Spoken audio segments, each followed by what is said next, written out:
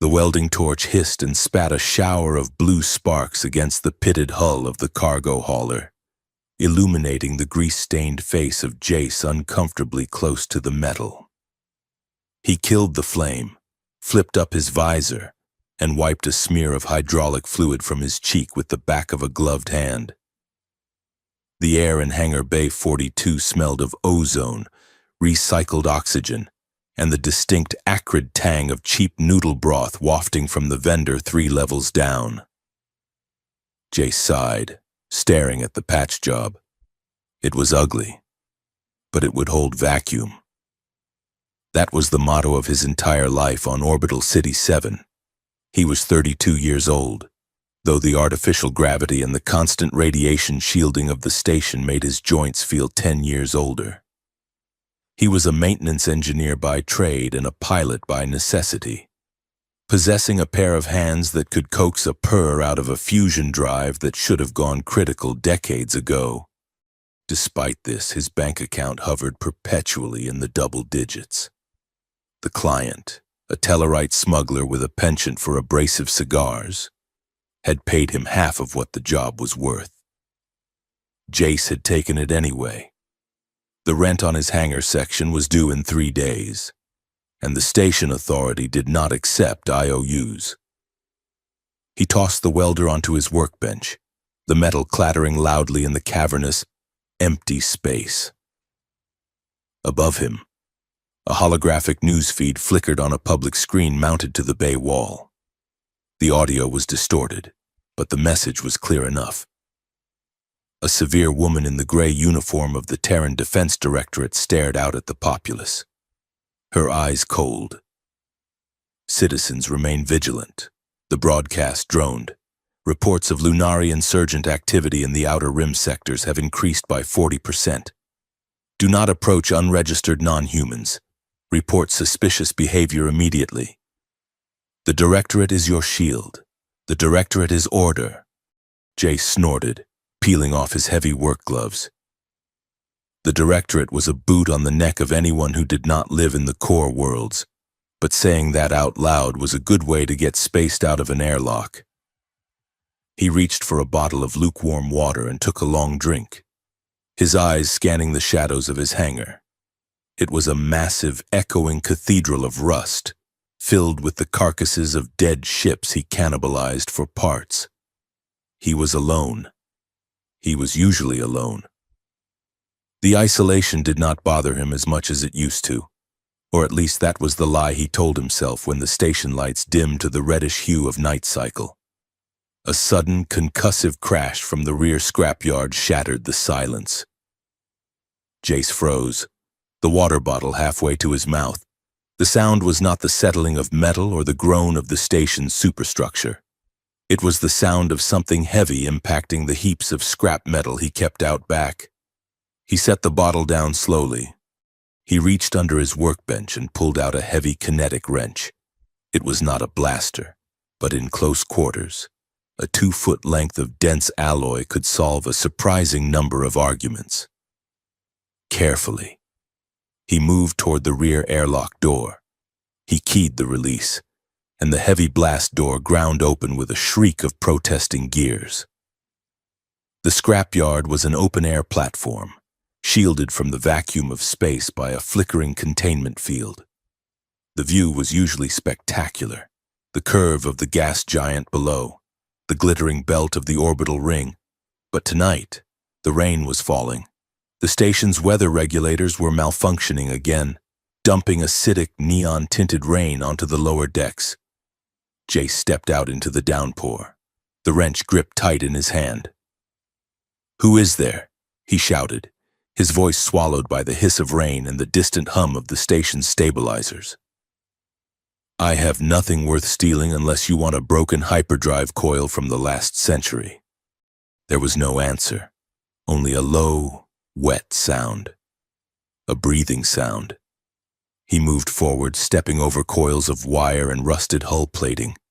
The rain slicked his hair to his forehead. He swept the beam of his shoulder light across the junk piles. The light caught a reflection of something that did not belong. It was not metal. It was fur. Jace stopped dead. Wedged between two massive, corroded engine turbines lay a figure. At first glance, it looked like a large wolf. Silver and gray, matted with blood and oil. But the proportions were wrong. The shoulders were too broad, the limbs too long, ending in hands that were halfway between paws and human fingers. As he watched, the figure convulsed, bones audibly ground together, a wet snapping sound that made Jace's stomach turn.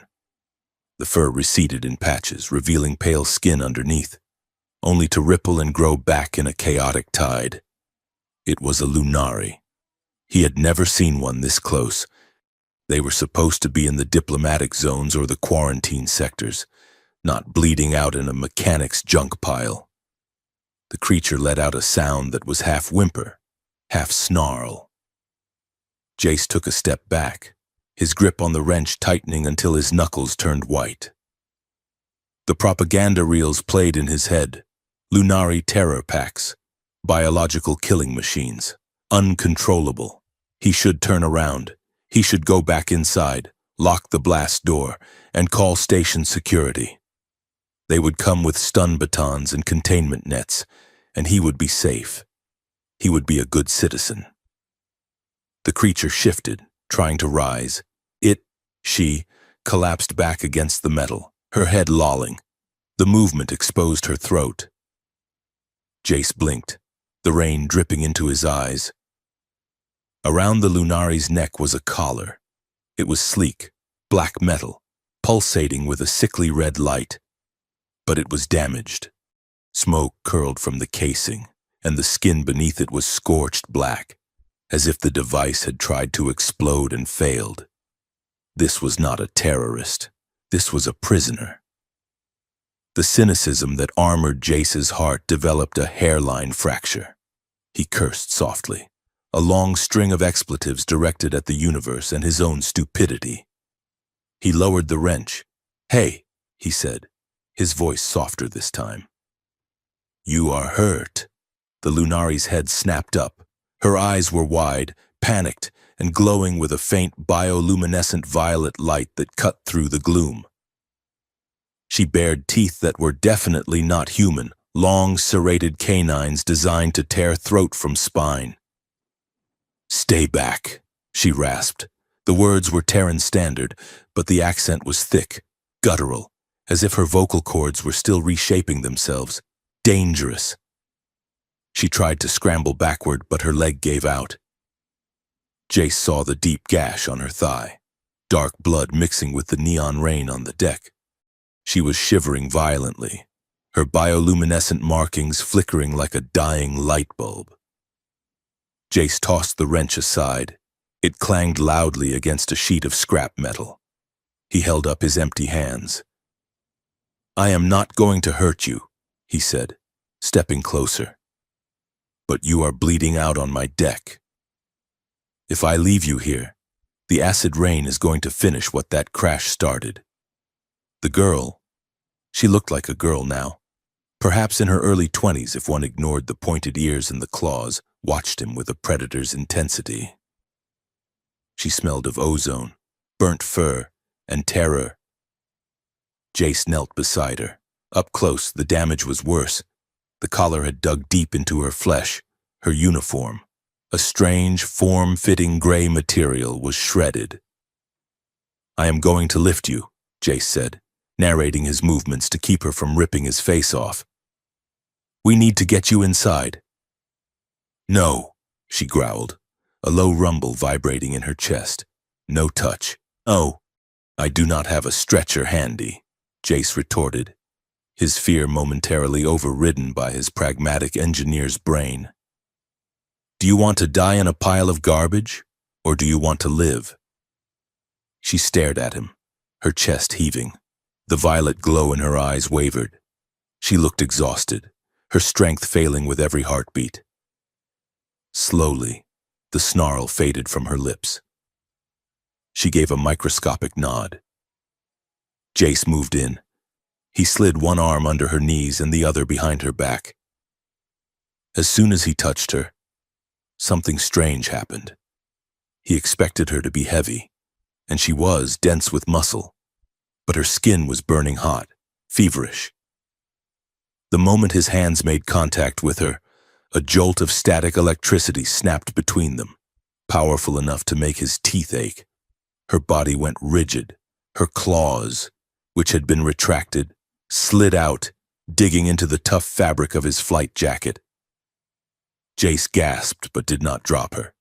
He pulled her against his chest, standing up with a grunt of effort. The Lunari girl did not attack. Instead, she pressed her face into the curve of his neck. He felt her inhale sharply, a desperate, shuddering breath, taking in his scent. Her heart, which had been hammering against her ribs like a trapped bird, suddenly skipped a beat. Then it slammed into a rhythm that perfectly matched his own. Jace felt it physically, a thud in his own chest that was not his. A wave of dizziness washed over him, a sensation of vertigo as if the gravity plating had just failed. The world narrowed down to the heat of her body and the smell of her wild pine, copper blood, and something sweet like ozone. She let out a sound that was no longer a growl. It was a low, possessive purr. Her arms, which had been limp, locked around his neck with a strength that could have crushed his windpipe. "Mine," she whispered against his skin. Jace stumbled, nearly dropping her as the sensation intensified. It felt like a hook had been driven into his solar plexus, tugging him toward her. "What?" he wheezed, adjusting his grip. She did not answer. Her eyes had rolled back, her consciousness fading, but her grip did not loosen. She snarled at the shadows of the scrapyard over his shoulder, a warning to invisible threats, protecting the very human who was carrying her. Jace stared down at the unconscious wolf girl in his arms, his heart racing in a synchronized double time with hers. Panic fluttered in his throat, warring with a bizarre, overwhelming instinct to hold her tighter. "I found an injured alien werewolf girl," he muttered to the rain-slicked junk piles, his voice cracking with hysteria. "Now she thinks I am her mate." He shook his head violently, trying to clear the fog in his brain. This was insane. This was how people died in horror vids. He turned and hauled her toward the open airlock, kicking the door release with his boot. The heavy steel slid shut behind them, sealing out the rain and the city, locking them in together. The apartment attached to the hangar was small, cluttered, and smelled of stale coffee. Jace kicked a pile of laundry off his narrow bed and lowered Lyra onto the mattress. She whined the moment he pulled away, her hand grasping blindly for him. "I am right here," he said, his voice shaking. "I am just getting the med kit. Relax." He rushed to the bathroom, grabbing a canister of generic human med gel and a dusty jar of Tyrian regenerative salve he had bought off a trader 3 years ago for a burn that never happened. He hoped Lunari physiology was not allergic to aloe. When he returned, she was thrashing weakly, fighting some unseen nightmare. Jace sat on the edge of the bed. He had fixed fusion drives, rewired combat droids, and patched hull breaches while oxygen vented into space. He had steady hands. But as he reached out to peel back the shredded fabric of her uniform to expose the wound on her thigh, his hands trembled. "Sorry," he whispered, applying the disinfectant. "This is going to sting," she hissed, her back arching off the mattress. Her eyes snapped open, unseeing, glowing like twin stars. Her hand shot out and gripped his forearm. Jace froze, waiting for the claws to shred his skin, but she did not scratch. She held him. She held him as if he were the only solid thing in a dissolving universe. He worked quickly, applying the gel and sealing the wound with a spray bandage. He moved to the collar next. Up close. The technology was terrifying. It was fused to her skin in places. He used a laser cutter from his tool belt, set to the lowest frequency, to carefully slice through the locking mechanism. It took 10 minutes of surgical precision. Sweat dripped down Jace's nose. Every time he brushed against the bare skin of her neck, that strange electric jolt zapped through him. Finally, the collar clicked and fell away, clattering onto the floor. Lyra took a deep, cavernous breath, the first uninterrupted breath she had taken in hours. Her tension broke. She slumped back into the pillows, her grip on his arm relaxing but not letting go. Jace sat there, breathing hard. He looked at the collar on the floor. He recognized the markings etched into the inner circuitry. They were not just serial numbers. They were the sigils of Heliocore, the massive energy conglomerate that practically owned the sector. And next to them, the eagle crest of the Terran Defense Directorate. He felt a cold pit open in his stomach. This girl was not just a fugitive, she was a project. He looked back at her. The bioluminescence on her skin, intricate, swirling patterns of soft violet light, was pulsing rhythmically. Thump, thump, thump, thump. He checked his own pulse. It was perfectly synchronized with the light. Jace pulled his arm away gently. She whimpered in her sleep, her brow furrowing. He placed his hand back on her shoulder, and instantly, she smoothed out. Her breathing slowed. His breathing slowed. "This is bad," Jace whispered to the empty room. He let out a nervous, breathless laugh. Fate really has terrible taste in couples. A low drone vibrated the walls of the hangar. Jace stiffened. He knew that sound. It was the heavy thrust of a Directorate surveillance drone. He moved to the small porthole window, careful not to disturb the girl too much, though she shifted restlessly the moment contact was broken. He peered out through the grime-streaked glass. Outside, in the neon-drenched canyon of the city, powerful searchlights were cutting through the rain. They swept over the docking clamps, the alleyways, and the roofs of the lower habitats. Loudspeakers mounted on the drone echoed off the metal walls. "Attention, citizens. A dangerous biological weapon has escaped containment. Subject is considered armed and extremely volatile. Harboring this entity is a Class 1 felony punishable by immediate incarceration. Report all sightings."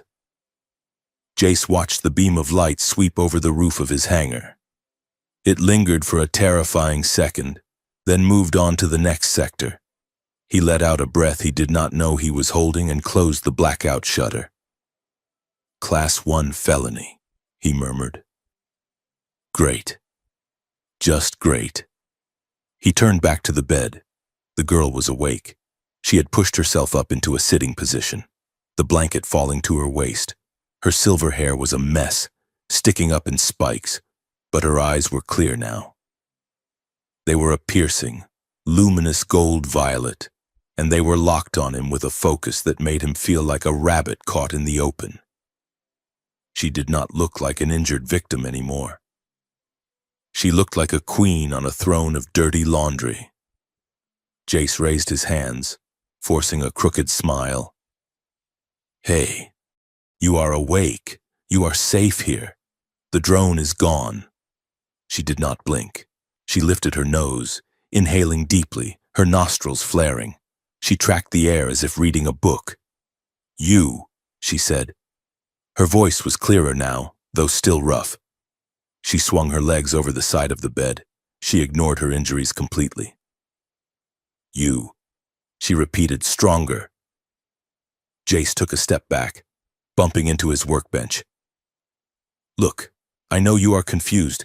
You were crashed in my yard. I patched you up. I am Jace. You are... Well, I do not know who you are, but I am Lyra." She interrupted. She stood up. She wobbled slightly. But when Jace reached out to steady her, she moved with a sudden blurring speed, closing the distance between them in a heartbeat. She stopped inches from him. She was tall, nearly his height. She reached out, her hands framing his face, Her palms were calloused, warm, and electric. Jace froze. He could feel the heat radiating off her. He could see the intricate flecks of color in her irises. "You carried me," Lyra said, her voice dropping to a reverent whisper. "Yeah. Well, you were heavy." Jace tried to joke, but the words came out strangled. She ignored the deflection. She leaned in, pressing her forehead against his. The contact sent a shockwave through his nervous system, a rush of endorphins and adrenaline that made his knees weak. "Your heart answered mine," she stated. "It is not a question. It is a fact, as solid as the steel floor beneath them." Jace swallowed hard. "Listen, Lyra, I think you have a concussion. That happens with crashes. You are confused." She pulled back just enough to look him in the eyes. Her expression was terrifyingly serious. There was no confusion in her face, only a dawn of realization that seemed to terrify her as much as it delighted her. "I am not confused. Jace," she said, tasting his name on her tongue. She took his hand and placed it flat against her chest, right over her heart. He could feel it beating, strong, fast, and in perfect unison with the hammering in his own chest. "Human," she declared, her voice trembling with the weight of the words. "You are my mate." The silence that followed was heavy, thick with the smell of ozone and the undeniable, impossible resonance between them. Jace stared at her. He looked at her hand on his chest, her claws gently retracted, curling possessively into his shirt. He looked at the ferocious, hungry determination in her eyes. He opened his mouth to make a joke, to explain the biological impossibility of cross-species bonding, to tell her she was crazy. But the words died in his throat, because deep down, in the lizard brain that governed instinct and survival, he felt it too. A click, a lock turning, an anchor dropping into the sea. He was in so much trouble. He looked at the door where the police drones were prowling outside, then back at the alien werewolf girl who was currently looking at him as if he were the center of the galaxy. "Oh, boy," Jace whispered. The cramped apartment behind the hangar smelled of burnt circuitry, cheap coffee, and the terrifyingly pleasant scent of wildflowers that seemed to radiate from the alien woman sitting on Jace's bed. Jace paced the length of the small room, his boots clanking on the metal grating. He ran a hand through his hair, which was currently sticking up in 3 different directions, and turned to face Lyra. She was watching him with the intense, unblinking focus of a sniper acquiring a target. "Look," Jace started, his voice cracking slightly. "We need to establish some ground rules. In human culture, when you meet someone, even if you, save them from a scrapyard, you do not just declare them your mate. There is a process. There are steps." Lyra tilted her head, her lupine ears twitching. "Steps? Yes."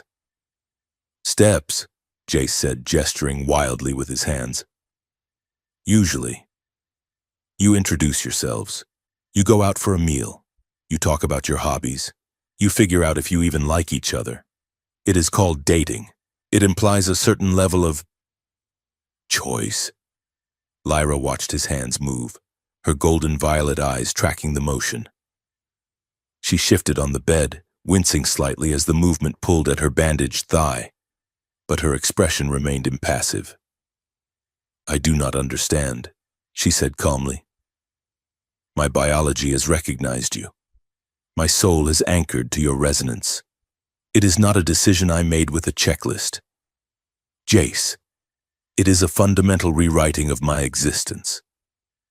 She tapped her chest, right over her heart. "The bond is here," she continued. "It is done. I cannot simply turn it off because we have not eaten a meal together." Jace stopped pacing. He rubbed his face with both hands, letting out a long, ragged groan. He was arguing with a werewolf about the semantics of romance while fugitive drones hunted them outside. "Okay," Jace said, trying to keep his voice level. "But for me, for humans, it does not work that way. We need consent. We need time. We need to take it slow." Lyra's eyes narrowed in concentration. "Take it slow." "Yes," Jace said, relieved. "Exactly. Slow." Lyra stood up. Despite her injuries, she moved with a fluid, liquid grace that made Jace feel like a clumsy collection of elbows and knees. She closed the distance between them in 2 strides. Before Jace could back away, she pressed her body against his. She was warm, feverishly so, and the contact sent that familiar sparking jolt of static electricity through his nervous system. She reached up, placing her hands on his shoulders, and leaned her forehead against his. Jace froze, his heart hammering a frantic rhythm against his ribs. "What are you doing?" "I am taking it slow," Lyra whispered. She closed her eyes. He felt her chest expand in a deep, deliberate inhale. She held it for a count of 5, then exhaled slowly, forcing her heart rate to drop. The thudding in Jace's own chest, traitorously synchronized to hers, began to slow down in response to her physical command. "Is this slow enough?" she murmured, her nose brushing against his jawline. "Or should I lower my metabolic rate further?" Jace's face burned. He realized, with a mix of horror and arousal, that she had interpreted his request for romantic pacing as a literal instruction to regulate her physiological speed. "That is not what I meant," Jace squeaked. She opened her eyes, pulling back just enough to look at him. Her pupils were blown wide, swallowing the violet irises. She leaned in and sniffed his cheek, a deep, inhaling sound that made his toes curl. "You smell like mine," she said with quiet, terrifying satisfaction. "You smell like ozone and grease and fear. It is a good smell." Jace gently, very gently, took her by the shoulders and pushed her back to arm's length. His hands were shaking. "Okay?" "New rule," he said, his voice trembling. "Personal space, at least 2 feet. Lyra looked at his hands on her shoulders, then at his face. She looked confused, but she nodded once and stepped back. Jace retreated to his workbench, needing to put something solid between them. He activated his terminal, bringing up the station's schematics, mostly to have something to look at other than her computer. He said to the room's audio pickup, "Run a diagnostic on the object on the workbench. Isolate the signal frequency." A smooth, synthetic female voice responded from the ceiling speakers. "Affirmative, Jace. Scanning object now. Please stand by." A low, vibrating growl ripped through the room. Jace spun around. Lyra was standing by the bed, her lips pulled back to reveal her serrated canines, her eyes fixed on the ceiling speaker with lethal intent. Her bioluminescent markings were flaring bright red. "Who is she?" Lyra snarled. Jace blinked. "Who is who?" "The woman in the walls," Lyra hissed, her claws sliding out. "Why does she speak your name? Why is she here?" Jace stared at her for a second before the realization hit him. He let out a short, hysterical laugh. "That is the computer. Lyra, it is a machine. An artificial intelligence. It runs the apartment. It is not a person." Lyra did not relax. She paced under the speaker, glaring up at it. Her voice is soft. She accused, "She sounds matronly." "It is the default setting," Jace yelled, throwing his hands up. "I can change it to a grumpy old man if it makes you feel better." "Change it," Lyra commanded, sitting back down on the bed with a huff, crossing her arms over her chest. "I do not like her tone." Jace shook his head, muttering to himself about possessive alien warrior princesses and turned his attention back to the object on his workbench. It was the collar he had cut off her neck. He pulled a magnifying loupe over his eye and picked up a microprobe. As he worked, the humor of the situation began to drain away, replaced by a cold, creeping dread. The collar was a masterpiece of cruelty. It was not just a restraint, it was a neural interface. Jace traced the circuitry with his probe. The nanotech weave was designed to interface directly with the Lunari brainstem. He hooked the collar up to his decryption deck. The screen flashed red, then scrolled through lines of code. Jace's blood ran cold.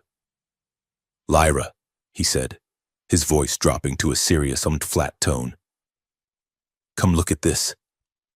She moved to his side, respecting the 2-foot rule this time, though he could feel her heat radiating across the gap. She looked at the screen, her expression hardening. "Do you recognize these sigils?" Jace asked, pointing to a string of encrypted logos. "Heliocore," she said, spitting the word like a curse. "And the Directorate." Jace nodded grimly. This was not just a police tracking collar. This is military-grade tech, deep black ops stuff. It has encryption keys that I have only seen on classified dreadnought schematics. He turned to look at her. "You were not in a prison, were you? You were in a lab." Lyra looked away, her shoulders hunching. She wrapped her arms around herself, suddenly looking very small despite her power. "It was a facility," she said, her voice halting, "under the surface of a dead moon. There were white walls, glass cages." She took a shaky breath. "They took us from the outer colonies, packs that had been forgotten. They put us in rooms with artificial moons to force the shift, over and over again, until our bones stopped hurting because we were too numb to feel them break." Jace felt a surge of nausea. Why? What did they want? Lyra looked at him, her eyes shimmering with unshed tears. They wanted to understand the bond, the way Lunari connect to a mate. They said it was the ultimate loyalty, a biological imperative that overrides pain, fear, and self-preservation. She reached out, her fingers hovering over the workbench but not touching it. "They wanted to synthesize it," she whispered. "They wanted to breed soldiers who would imprint on a human handler. Soldiers who would tear the galaxy apart if their commander asked, because their biology told them that the commander was their soulmate. They called it the perfect leash." Jace stared at her, horror dawning on him. They were weaponizing love. They were taking the most sacred thing in her culture and turning it into a remote control for assassins. "And you?" Jace asked softly. "I was Subject Alpha," she said. "The first success, or the first failure. I do not know. There was an explosion, a sabotage. The power grid failed, and the containment fields dropped. I just ran." She looked up at him, her gaze fierce again. "I did not know where I was going. But then I found you, and the silence in my head. It stopped." Jace opened his mouth to speak, to offer some kind of comfort that wasn't a platitude, but the world exploded before he could get the words out. The blast door of the hangar shuddered violently, the metal groaning under a massive impact. Dust rained down from the ceiling. "Open up!" a voice boomed from outside, amplified by a loudspeaker. "Terran Defense Directorate. We are scanning a biosignature in this sector.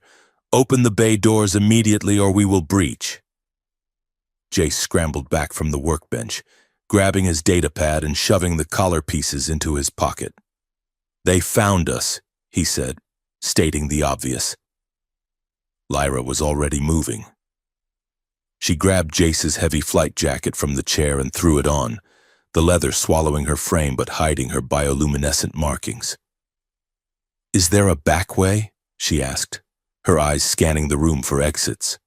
Maintenance shaft, Jace said, grabbing a bag he kept packed for emergencies, mostly for debts he couldn't pay. Not government raids. But the principle was the same. Behind the shower unit. It leads to the lower conduits. The blast door hissed, sparks showering from the locking mechanism as a plasma torch began to cut through. "Go!" Jace yelled. He grabbed her hand, screwed the 2-foot rule, and dragged her into the bathroom.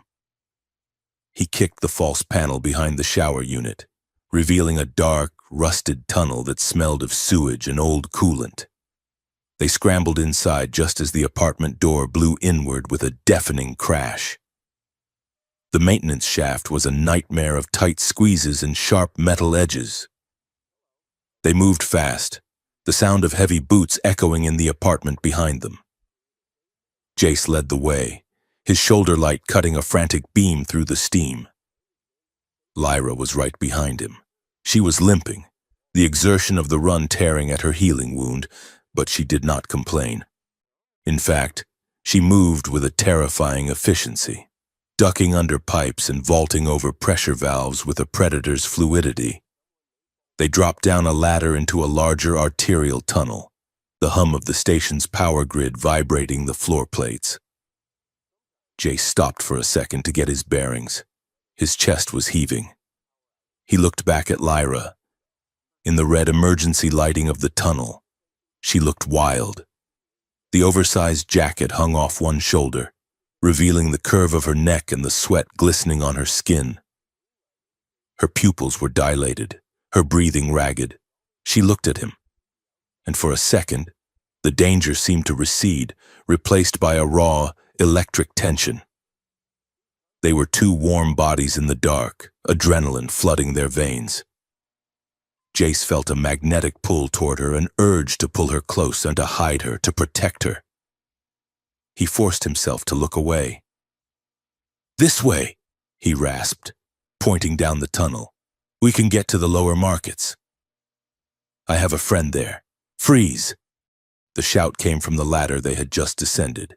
2 Directorate troopers dropped down, their armor gleaming black, stun rifles raised. Lyra did not hesitate. She shoved Jace behind her, slamming him against the conduit wall with enough force to knock the wind out of him. She stood between him and the soldiers, her body forming a living shield. A low, vibrating growl started in her chest, so deep it rattled Jace's teeth. "Subject is hostile," one trooper yelled.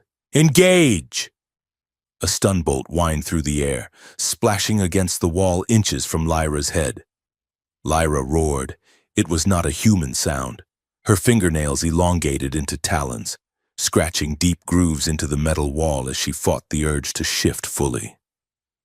Her muscles bunched, her body shaking with a violent, kinetic energy. Jace could feel it coming off her in waves, rage, pure, unadulterated rage. But beneath it, he felt something else through the bond that connected them. Fear. Not for herself. For him. "Don't!" Jace yelled, grabbing her arm. "Lyra, don't kill them. If you shift, the sensors will tag you instantly." She was trembling, her instincts screaming at her to tear the threats apart. She looked back at him, her face contorted in a snarl, her eyes burning. "They will hurt you," she snarled. "We have to run," Jace pleaded. "Please." The plea cut through the red haze of her bloodlust. She blinked, the snarl faltering. She grabbed him by the waist, her strength shocking him, and practically threw him around the corner of the tunnel junction just as a volley of stun bolts lit up the space where they had been standing. "Run!" she commanded. They sprinted. They ran until their lungs burned and their legs felt like lead. They scrambled through a ventilation duct, slid down a garbage chute, and emerged into the noisy, neon-lit chaos of the lower market sector.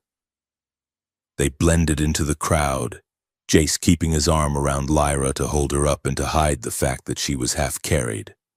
They ducked into a narrow alleyway behind a shop that sold refurbished droid parts. A heavy metal door hissed open, and a four-armed alien with chitinous green skin and multifaceted eyes peered out.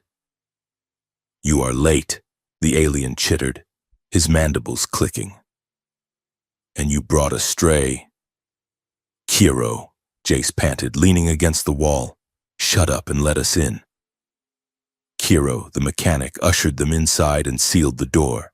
The safe house was essentially a storage closet filled with contraband capacitors. But it was dry, and it was shielded. Jace collapsed onto a crate, sliding down to the floor. Lyra stood in the center of the room, her chest heaving, her eyes still scanning the shadows for threats. That was close. Jace wheezed. Lyra turned to him. She did not speak. She crossed the room and fell to her knees between his legs, pressing her hands against his chest, checking him for wounds. "You are unhurt," she demanded, her voice raw. "I am fine," Jace said. "Just winded." She let out a shuddering breath and rested her forehead against his sternum. Her hands gripped his shirt, twisting the fabric. "I felt it," she whispered. "When the soldiers aimed at you, I felt your fear. It tasted like copper in my mouth. And then, I felt your confusion." She looked up at him, her eyes searching his face. "You were not afraid of the soldiers. Jace, you were afraid of me. When I wanted to kill them, you were afraid of what I am." The room went silent, save for the hum of the ventilation fans. Jace looked down at her. He could lie. He could tell her he was just worried about the sensors. But the way she was looking at him, stripping him bare with those golden eyes, he knew she would feel the lie. "Yes," Jace admitted, his voice quiet. "I was scared. You were ready to rip them apart." "Lyra, it was terrifying." Lyra flinched as if he had struck her. She pulled back, her hands falling from his chest. "I am a monster," she said dully. "That is what they made me. A weapon. Maybe you should have left me in the scrapyard." She started to pull away, to retreat into the corner of the room. "No," Jace said. He reached out and caught her hands. Her skin was still burning hot, her claws slightly extended, but he did not let go. He interlaced his fingers with hers, ignoring the sharpness of her nails against his knuckles. "You are not a monster," he said firmly. "You protected me. You fought your own instincts because I asked you to. A monster does not do that. A monster does not choose." He squeezed her hands. "I was scared, Lyra. But I am also here. I am holding your hand. I am not running away." Lyra stared at their joined hands. The bioluminescence on her arms flared softly, pulsing in time with his heartbeat. "Why?" she asked. "Why do you stay? You do not have the bond. You have a choice." Jace looked at her, the dirt on her cheek, the fierce set of her jaw, the vulnerability in her eyes that she tried so hard to hide. "I do not know," he admitted, a small, tired smile tugging at his lips. "Maybe I am an idiot. Or maybe I see someone who trusts me more than anyone has in a long time. And I cannot walk away from that." He leaned forward, bringing his face level with hers. "But we have to do this my way. Lyra. No more you are mine orders. We build this. We choose this. Real partnership. Can you do that?" Lyra looked at him for a long moment. The predatory tension in her shoulders finally uncoiled. She leaned forward, but instead of kissing him, she rested her head on his shoulder, burying her face in the crook of his neck. She breathed in his scent, letting his steady pulse anchor her. It was intimate, shockingly so. It felt more vulnerable than sex. It was a surrender. "I can try," she whispered against his skin. "I will try the human way. But it is very slow." Jace chuckled, the sound vibrating through her. It is worth the wait. A clearing of a throat, or rather a clicking of mandibles, interrupted them. Kiro was standing by a stack of power cells, wiping his forehands on a rag. As touching as this biological bonding ritual is, he said dryly, we have a problem. Jace and Lyra broke apart, though Jace kept hold of one of Lyra's hands. What is it? Kiro? Jace asked. Kiro tapped a datapad on the wall. I have been monitoring the chatter on the secure bands. The Directorate is mobilizing. They are moving heavy equipment to the Unity Summit station. The Unity Summit? Jace frowned. That is just a diplomatic photo op. The delegates are meeting next week to discuss the trade routes. Kiro shook his head. Not just trade routes. Rumor is, HelioCorp is unveiling a new technology. They call it a breakthrough in interspecies pacification. They claim they can guarantee safety from alien insurgents. Lyra went rigid. Pacification, she repeated hollowly. Kiro nodded. They are going to do a live demonstration. They want to show the galaxy that they can control the wild elements. Lyra stood up, pulling Jace up with her. They are going to use the packs, she said, her voice shaking with fury. The others from the lab. My kin. They are going to trigger them, make them attack, and then show that they can stop them with the collars. She looked at Jace. If they do this, if they show the galaxy that Lunari are mindless beasts that need to be leashed, my people will never be freed. We will be slaves forever. She gripped Jace's hand tight. I have to stop it. And because you are my mate, because you are anchored to me, you are in this too. Jace finished for her. He looked at Kiro, then at Lyra. He thought about his quiet life fixing engines. He thought about his empty bank account.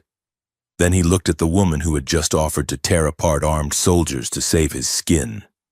He sighed, realizing there was really only one answer. Well, Jace said, checking the charge on his blaster. I guess we are going to crash a diplomatic summit. Lyra looked at him, surprise and fierce pride warring in her eyes. You would do this? For me? Jace squeezed her hand. For us, he corrected. And because I really, really hate the Directorate. He turned to Kiro. We need a ship. Kiro. Something fast, and something that does not look like a garbage truck. Kiro clicked his mandibles in a grin. I might have just the thing, but it will cost you extra. Put it on my tab, Jace said. As they began to plan, Lyra stepped close to Jace's side, her shoulder pressing firmly against his. She did not say anything, but through the bond that hummed between them, Jace felt a wave of warmth wash over him. It was gratitude, and it was love, fierce, terrifying, and absolute. He realized, with a start, that he didn't mind the feeling at all. The transport shuttle, a rust bucket designated the Iron Mule, rattled violently as it broke the gravitational hold of Orbital City 7. In the cramped cargo hold, Jace sat hunched over a datapad, the blue light reflecting off the beads of sweat on his forehead. Hold still, he muttered, glancing up. Lyra sat on a crate across from him, looking utterly miserable. She was wearing a heavy, nondescript mechanic's jumpsuit that was 2 sizes too big, and a thick scarf wrapped around her neck to hide the scar tissue where the collar had been. But the real problem was her face.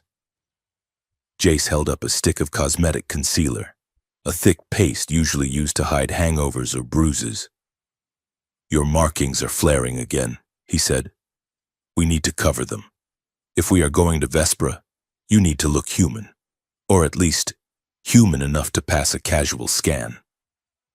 Lyra wrinkled her nose as he applied the paste to her cheekbones, masking the faint violet bioluminescence that pulsed beneath her skin. It feels like mud, she complained, though she held still. Why must I hide? I am Lunari, because Vespera is a heliocore black site disguised as a research outpost, Jace explained, blending the makeup with his thumb. And right now, being Lunari is about as safe as wearing a target on your forehead. There. He sat back, critical of his work. She looked less ethereal, more gritty, with the grease smudge he had added to her chin and the baggy clothes. She looked like just another overworked dockhand, but her eyes, golden, piercing, and far too intelligent, were harder to disguise. Keep your head down, Jace advised, and try not to growl at anyone.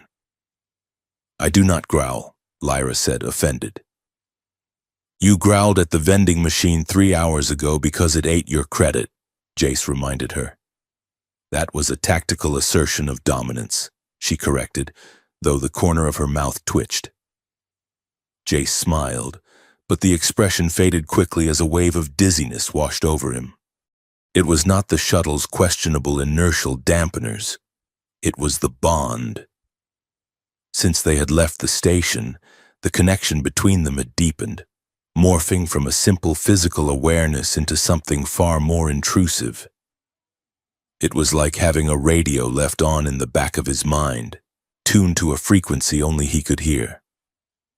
Last night, while sleeping in shift bunks on the transit leg, Jace had dreamed of running.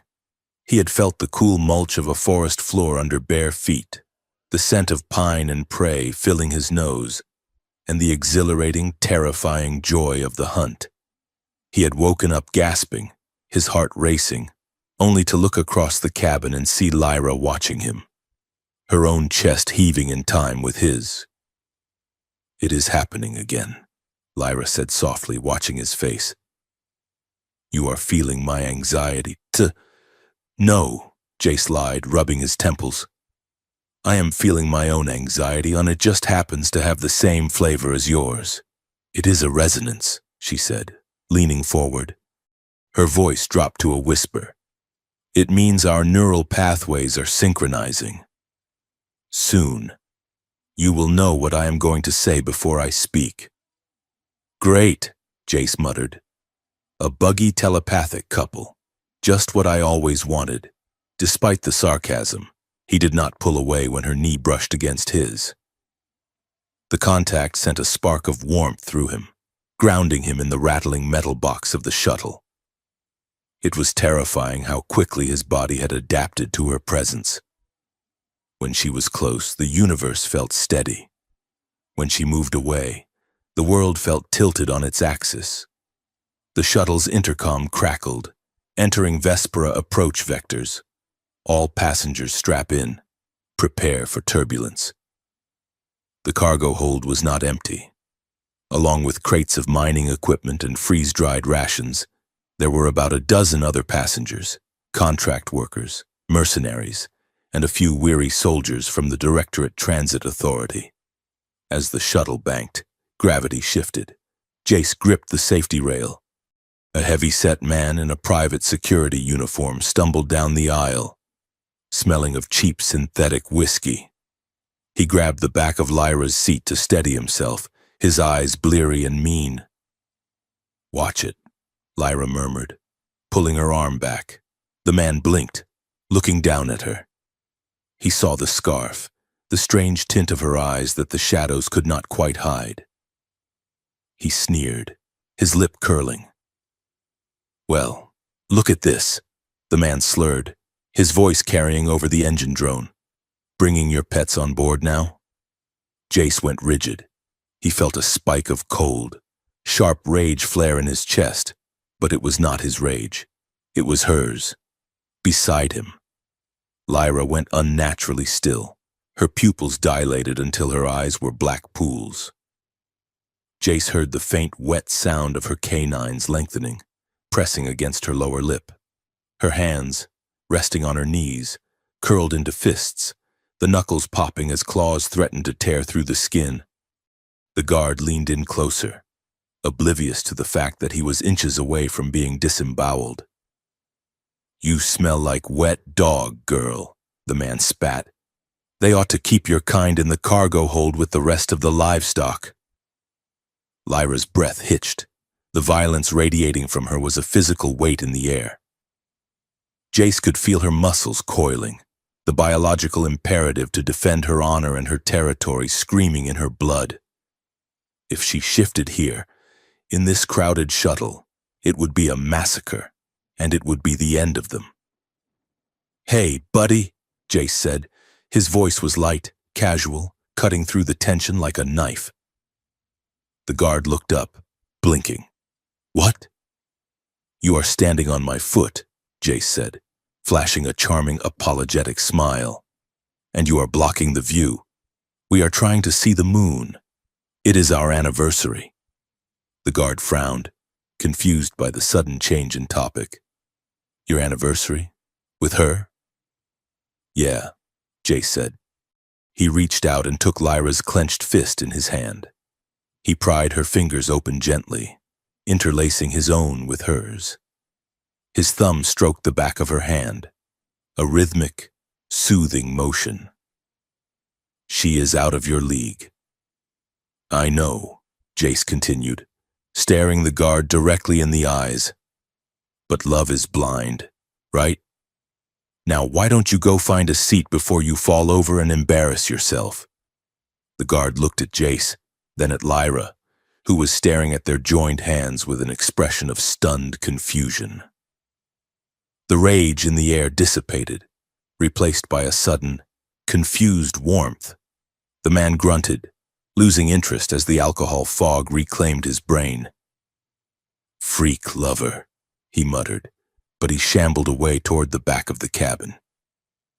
Jace let out a breath he had been holding for 20 seconds. He did not let go of Lyra's hand. "Nice deflection," he whispered, his voice shaky. Lyra did not answer immediately. She looked at their hands, his pale, grease-stained fingers entwined with her stronger, scarred ones. She looked up at his profile as he stared resolutely out the viewport. He had not just diffused the situation. He had claimed her. In front of a threat, in public, he had aligned himself with her. In Lunari culture, that was not just a gesture. It was a declaration of war against anyone who would harm her. "My chest hurts," Lyra whispered. Jace glanced at her, alarmed. "Is it the heart rate? Are you shifting?" "No," she said, her voice thick with emotion. "It is not the bond. It is you." She squeezed his hand, her strength carefully checked. "You stood between us," she said. "You did not use violence, but you stood. You risked his anger to protect my dignity." Jace shrugged, his ears turning red. "I just did not want you to rip his throat out. It makes a mess of the upholstery." Lyra leaned in, ignoring the other passengers. The desire that washed over Jace then was not the sharp, electric pull of the imprint. It was softer, deeper. It was a wave of pure, chosen tenderness. "You are a strange human, Jace," she murmured. She leaned closer, her gaze dropping to his lips. The air between them seemed to vibrate. Jace's heart hammered, and for the first time, he did not care about the bond or the biology. He just wanted to kiss her. A loud chime echoed through the cabin, approaching Vespera Landing Zone B. Docking clamps engaging in 10 seconds. The moment shattered. Jace jerked back, clearing his throat awkwardly. Lyra let out a frustrated huff that sounded suspiciously like a growl, but she released his hand. "Saved by the bell," Jace muttered, unbuckling his harness. "Let's go steal some secrets." Vespera was a nightmare of violet fog and towering, jagged rock formations. The heliocore outpost was a sterile blister of white durasteel clinging to the side of a crater, surrounded by dense, bioluminescent forests that glowed in the perpetual twilight. Using the forged credentials Jace had encoded onto a stolen keycard, they slipped through the perimeter maintenance airlock. The interior of the facility was cold, smelling of antiseptic and ozone. They moved through the service corridors, avoiding the main labs. Jace checked his datapad, navigating the maze of schematics he had downloaded from Kiro's network. "Server core is 3 levels down," Jace whispered. "Keep your eyes peeled." Lyra took point. She moved with a silence that was unnerving, her boots making no sound on the metal grating. Her ears swiveled constantly, tracking the hum of machinery and the distant footsteps of security patrols. They reached the server room ventilation access. Jace pried the grate open, and they dropped into the humming blue-lit chamber. Rows of massive data towers stretched into the darkness. Jace connected his deck to the main terminal. His fingers flew across the holographic interface. "Okay," he muttered. "Bypassing the firewall, looping the camera feed, and we are in. Now, let's see what you are hiding. Helio Core." He searched for the keywords they had pulled from Lyra's collar. Project Lunar Leash. The file opened. Jace's face went pale in the monitor's glow. "Oh, God," he whispered. "What is it?" Lyra asked, watching the door. Jace tapped the screen, projecting a schematic into the air. It showed a detailed map of the Unity Summit Station, overlaid with deployment zones for assets. The assets were Lunari. "Look at this," Jace said, his voice shaking. "They are not just using 1 or 2. They have shipped 3 dozen subjects to the Summit Station. They are calling them terror packs." He scrolled down.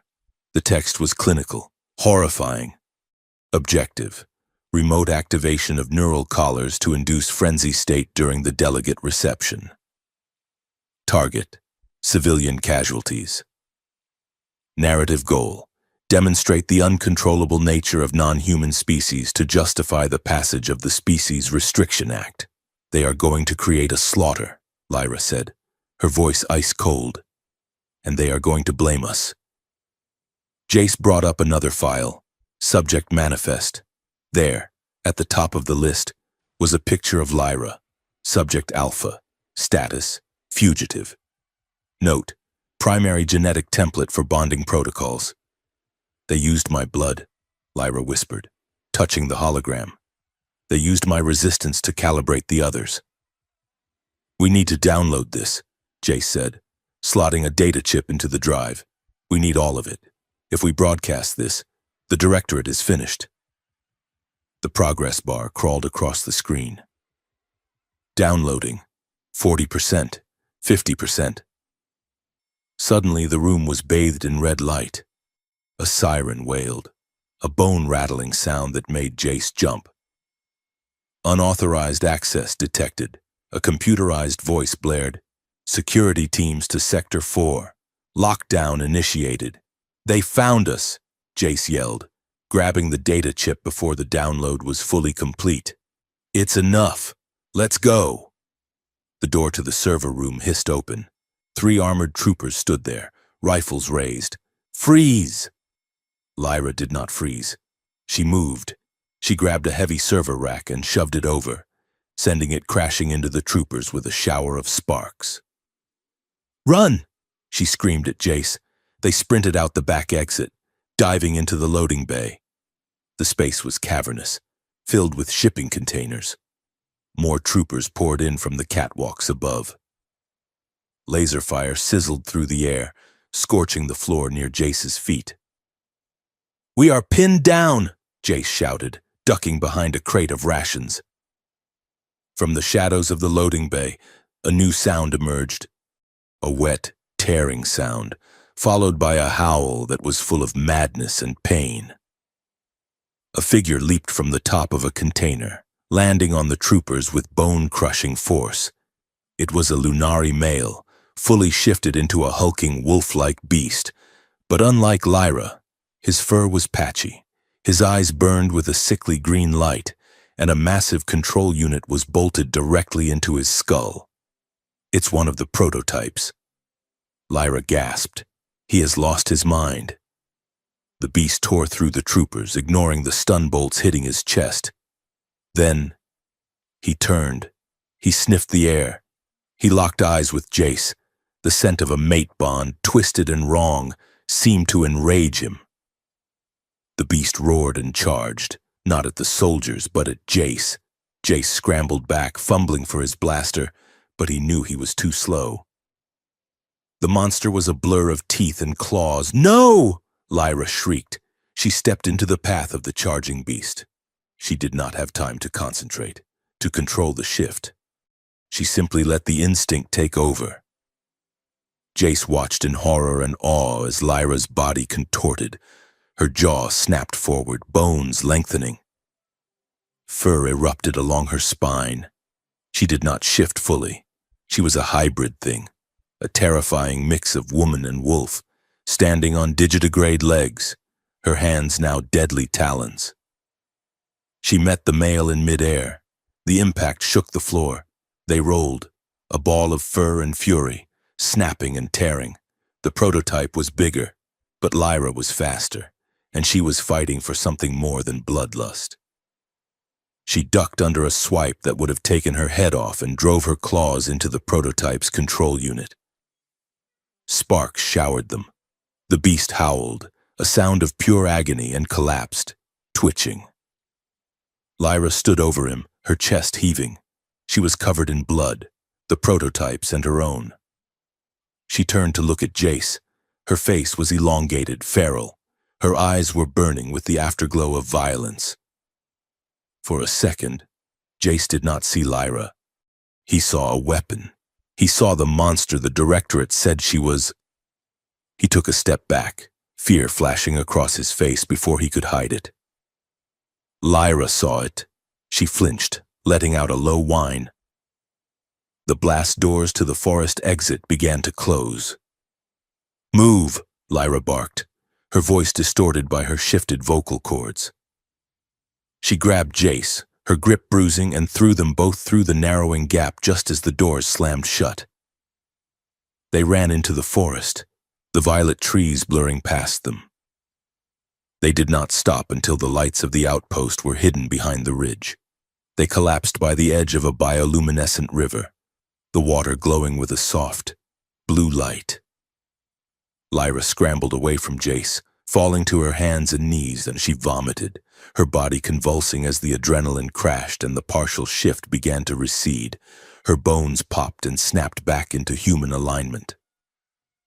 Jace sat against a tree, gasping for air. He looked at her. She was shivering violently, wiping blood from her mouth. "Lyra," he said, reaching out. "Do not touch me," she screamed. She scrambled backward, her heels digging into the moss. She looked at her hands, which were slowly returning to human shape, though the blood remained. "You saw," she choked out. "You saw what I am." "I saw you save my life," Jace said, his voice steadying. "I enjoyed it." "Jace!" she cried, tears streaming down her face, mixing with the grime. "When I tore into him, it felt good, it felt right. I am not a person. I am a killer. That is all I am good for." She looked up at him, her eyes wide and desperate. "You flinched. Back in the bay, you looked at me and you were terrified. You want the girl, Jace. You want the soft parts. You do not want the wolf. You cannot love the thing that kills." Jace stared at her. He thought about the fear he had felt. It was true, he had been terrified. He stood up. His legs were shaky, but he walked toward her. Lyra growled, a warning sound. "Stay back. I am still dangerous. The blood is still singing in me." Jace did not stop. He walked until he was standing right in front of her. He knelt down in the mud, ruining his pants. "Yes, I was scared," Jace said quietly. "I am still scared. You are an apex predator. Lyra, you could snap my neck by accident." He reached out. His hand hovered near her face. She flinched, expecting a blow, or perhaps expecting him to recoil from the blood on her skin. But he didn't. He cupped her face in his hands.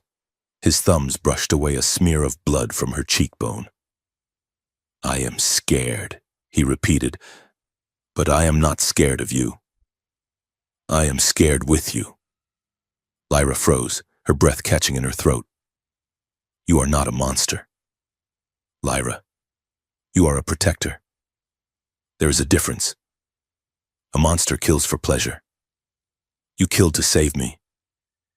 And yeah, maybe your biology enjoys the fight, but your heart? He pressed his forehead against hers, ignoring the gore, ignoring the lingering feral scent of her. Your heart is crying because you had to hurt one of your own kind. That is what I see. Lyra let out a sob that broke the dam. She slumped forward, collapsing into him. Jace caught her, wrapping his arms around her shaking frame. She buried her face in his neck, weeping. The bond between them flared, no longer sharp or aggressive, but wide and deep like an ocean. Jace felt her sorrow, her shame, and her overwhelming relief. He held her until the shaking stopped. The air around them was charged, heavy with the scent of the river and the intense emotional release. Lyra pulled back slightly. Her face was inches from his. Her eyes were human again, but they held a raw, naked hunger. Jace, she whispered. Her hand moved to his neck, her thumb tracing his pulse. The desire was palpable. It would be so easy, be so. The bond was screaming for them to complete it, to seal the connection here in the dark, driven by survival and instinct. Jace did not pull away. He wanted it. God, he wanted it. But Lyra stopped. She looked at his lips, then up at his eyes. She took a deep breath, her hand trembling against his skin. Not like this, she whispered. Not to cover the pain. Not because I need to claim you to feel human again. She pulled her hand away, sitting back on her heels. I choose you, Jace, but I choose to wait, because you deserve the whole of me, not the broken pieces. Jace let out a breath, half relief, half regret. He reached out and squeezed her hand. I am not going anywhere. Lyra. A rustle in the trees made them both spin around. Jace had his blaster up in a second, but Lyra put a hand on his arm. Wait, she said, sniffing the air. It is not a trooper. It smells old, like dust and starlight. A figure emerged from the ruins of a stone archway a few yards down the riverbank. It was an elderly Lunari, leaning on a staff carved from crystal. His robes were tattered, but his eyes were sharp. You make a lot of noise for fugitives, the old man rasped. Who are you? Jace asked, keeping the blaster leveled. I am a friend of those who wish to break chains, the elder said. I have been watching you. Subject Alpha. Or should I call you Lyra? Lyra stood up, wiping her face. You know me? I know your parents, the elder said. And I know what you carry. He pointed to the data chip in Jace's pocket. That evidence will not be enough if you just broadcast it. The Directorate controls the feeds. They will spin it. They will call it a forgery, and then what do we do? Jace asked. You need witnesses, the elder said. You need the pack. He threw a small metallic object to Lyra. She caught it. It was a navigation beacon. The elders have gathered in the great caverns of the homeworld, he explained. They are debating whether to go to war or to hide. If you bring that truth to them, if you show them what Heliocore has done, they will not hide. They will rise. But that is deep in Lunari territory, Lyra said. For a human to go there, it is death. The elder agreed, looking at Jace. Unless he is truly your mate, if the bond is real, the pack will accept him. If it is not, well, the caverns are full of deep pits. Jace looked at the beacon, then at Lyra. He thought about the prototype beast. He thought about the terror packs waiting to be unleashed.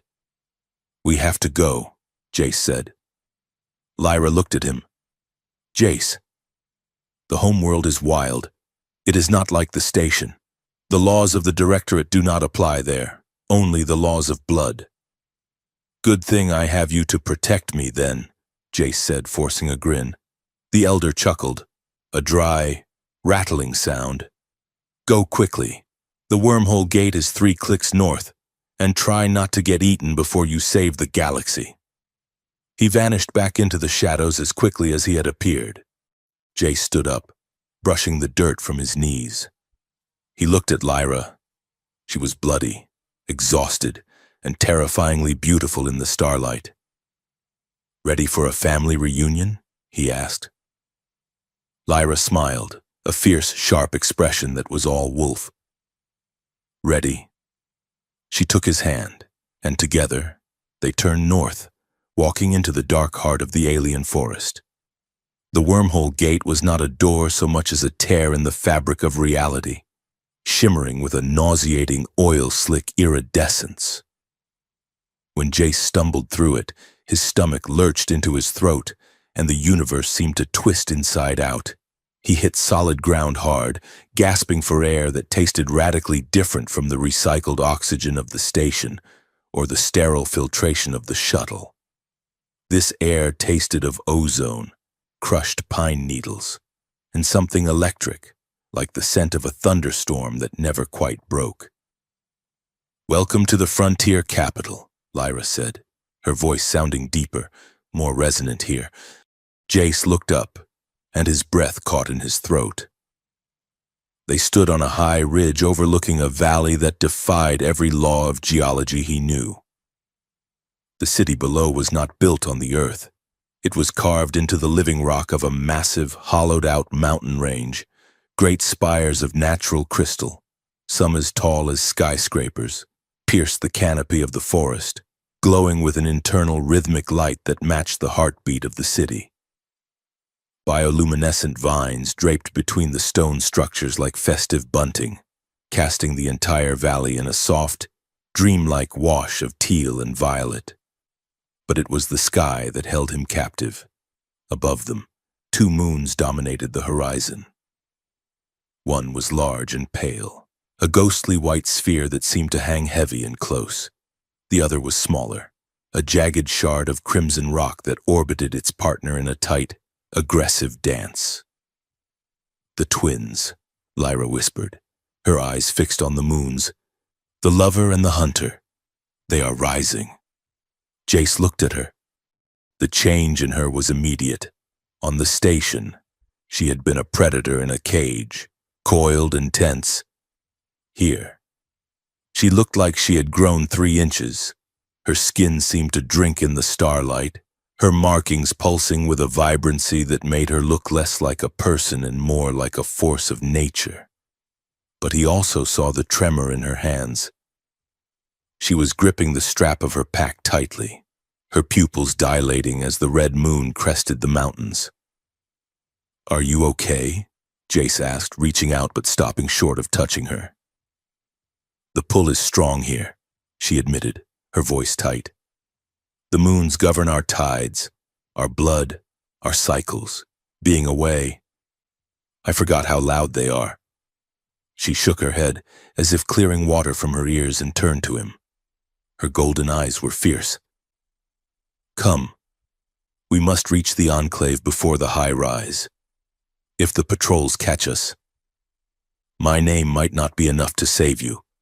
They descended into the city, moving through streets that felt less like roads and more like organic pathways grown from the stone. The people they passed, Lunari in various states of shift, from human-looking to wolf-like, gave them wide berths. Jace pulled his hood low, conscious of being the only human in a sea of apex predators.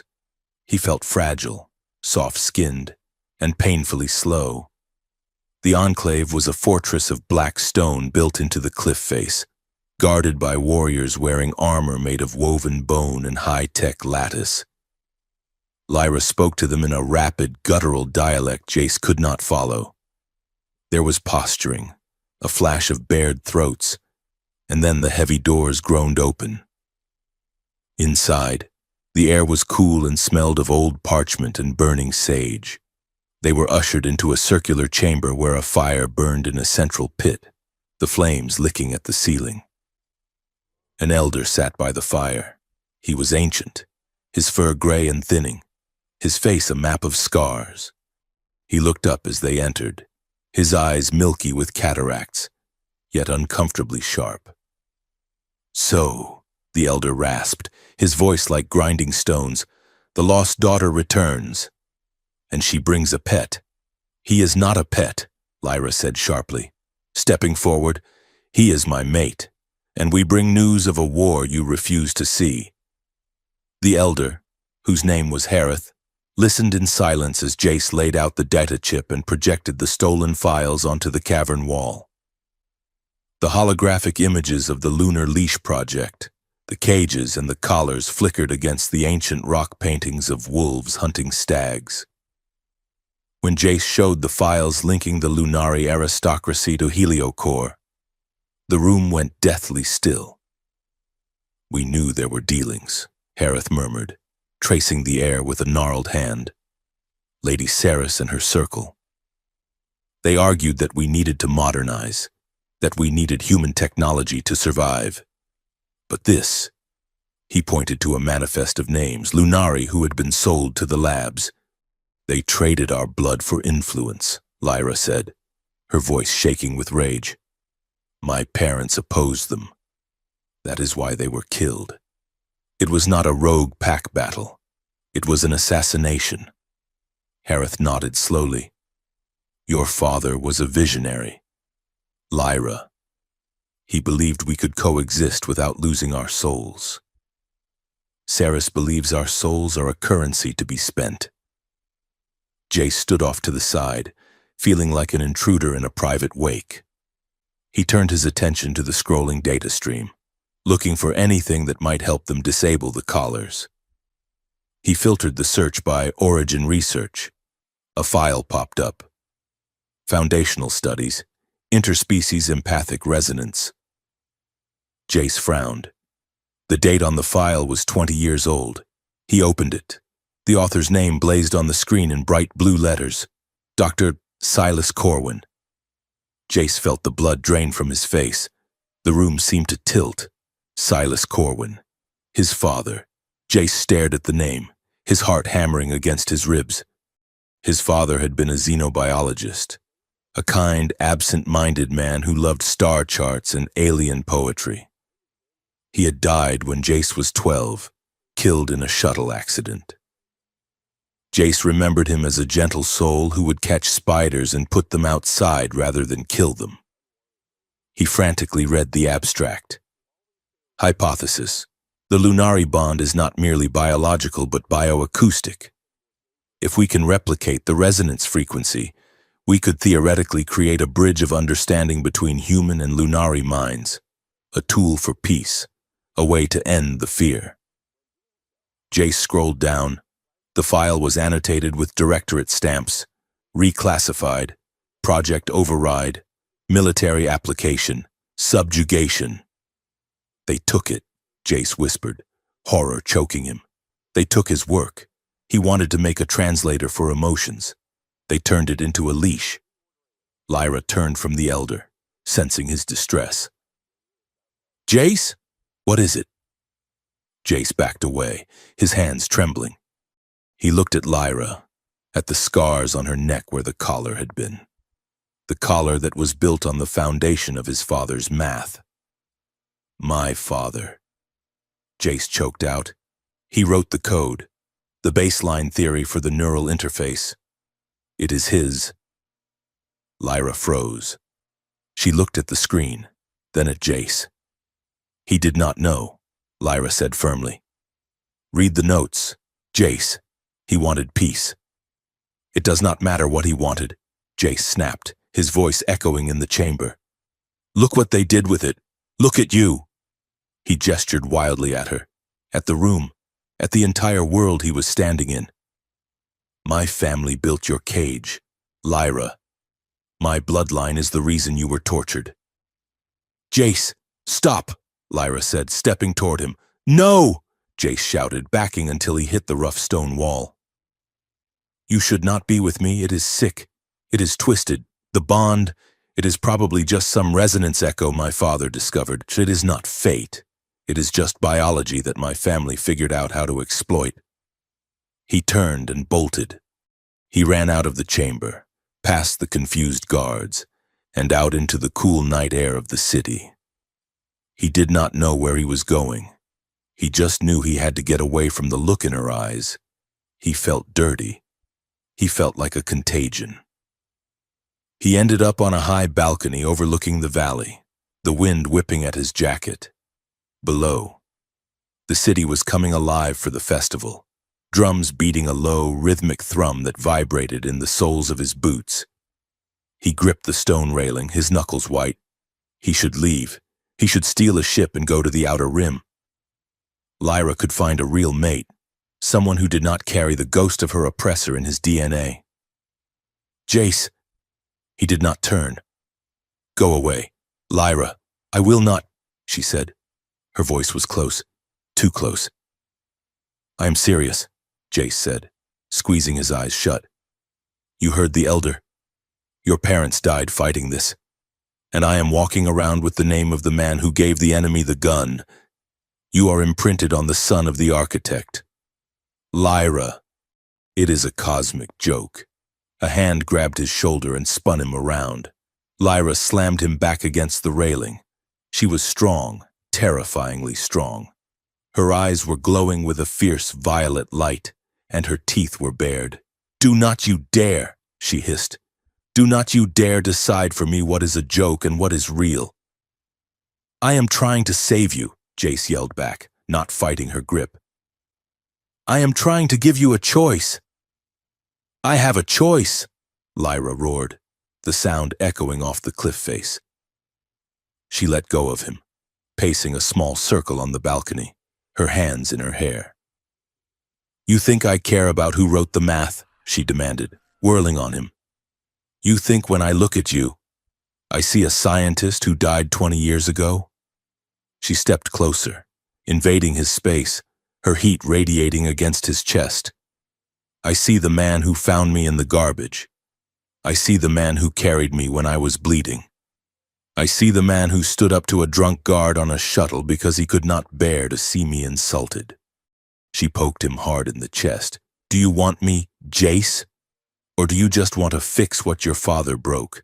Are you here because you love me, or because you are trying to balance a ledger? The question hung in the air, heavy and suffocating. Jace looked at her. He saw the fear behind her anger. She was terrified that she was just a project to him, a way to redeem his family name. Jace let out a ragged breath. I am terrified, he confessed, his voice breaking. Of what? Lyra demanded. Of the politics? Of the danger? Of you, Jace said. Of this. He gestured between them. My chest feels too tight every time you look at me. When you are in pain, I feel it like a knife in my own gut. When that prototype attacked you, I felt my heart stop. Lyra, literally stop. He slumped against the railing, the fight draining out of him. I have been alone my whole life. I liked being alone. It was safe. And now I am anchored to you. And if I lose you, if I get you killed because I am too slow or too human, it will destroy me. He looked up at her, tears stinging his eyes. I do not want to fix a ledger. Lyra, I just want you.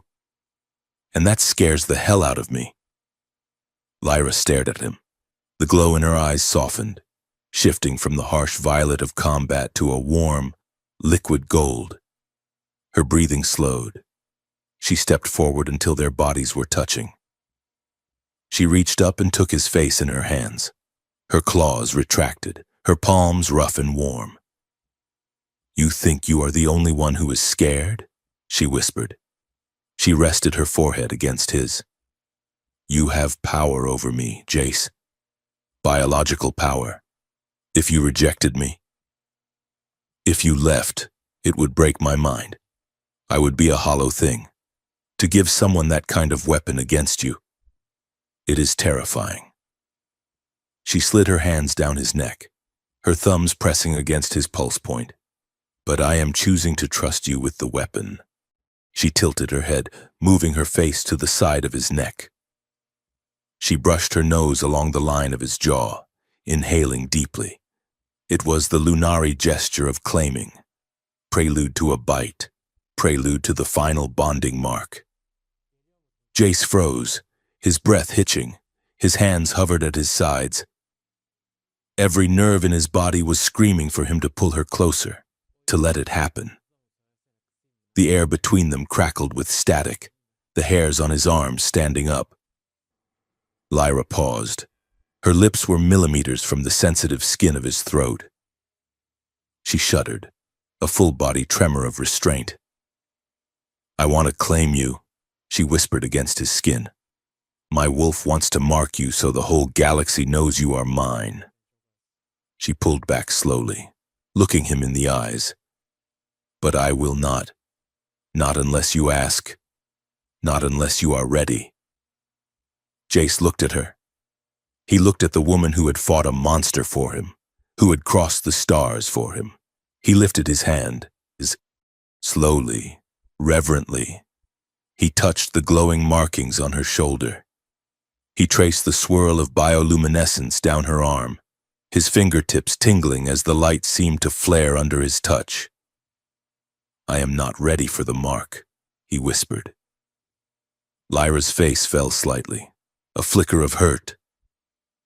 But, Jace continued, his hand moving to cup the back of her neck, his thumb stroking the soft fur at her hairline. I am asking you to stay. I am asking you to keep me.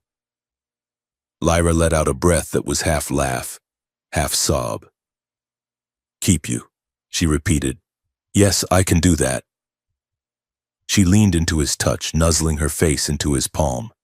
It was not the final claiming, but it was a promise. It was an intimacy that went deeper than skin. They stood there on the balcony, under the light of the twin moons, holding on to each other as if the gravity of the planet had ceased to exist. We have work to do, Jace said eventually, though he did not let go of her. If we are going to stop Vance and Saris, we need to move. Lyra nodded, stepping back but keeping his hand in hers. There is a faction, she said, rebels, humans and Lunari working together. They are planning to hit the broadcast tower at the summit. We need to join them. The next 2 days were a blur of frenetic activity. They moved from the Enclave to a safe house deep in the Crystal Caverns.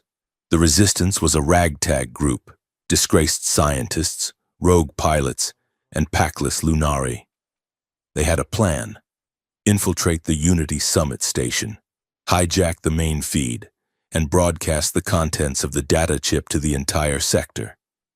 But to do that, Jace needed to be able to keep up, in a secluded training cavern. Lyra put him through his paces. Widen your stance, she commanded, circling him. You are standing like a prey animal. You are top-heavy. I am an engineer, not a soldier. Jace grunted, trying to keep his balance on the uneven stone floor. If you are going into the summit, you are a soldier, Lyra said. She moved behind him. She placed her hands on his waist, her touch firm. Drop your center of gravity. Here. She slid her hands down his hips to his thighs, correcting his posture. Jace swallowed hard, his face heating up. The contact was purely instructional, but his body was reacting with a traitorous enthusiasm. Breathe, Lyra whispered, her chest pressing against his back. Do not hold your breath. It makes you rigid. Breathe from your belly. Like this. She inhaled deeply, her ribcage expanding against his spine. Jace tried to match her rhythm. Focus on the sound of the room, she instructed. The drip of water, the hum of the ventilation. Do not look with your eyes. Look with your skin.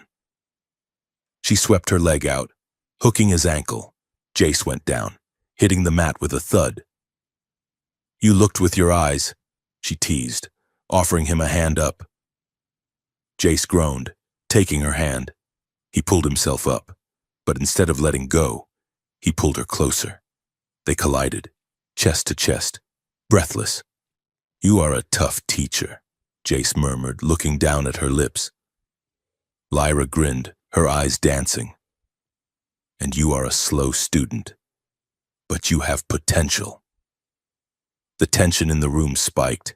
It was a physical ache, a heavy, sweet pressure in Jace's chest. He wanted to kiss her. He wanted to do a lot more than kiss her. Lyra seemed to sense it. Her pupils blew wide. She leaned in, her scent enveloping him.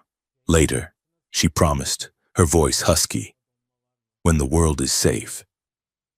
That night was the apex of the Festival of Twin Moons. The city was a riot of sound and color. Drums beat a rhythm that synced with the twin hearts of the Lunari.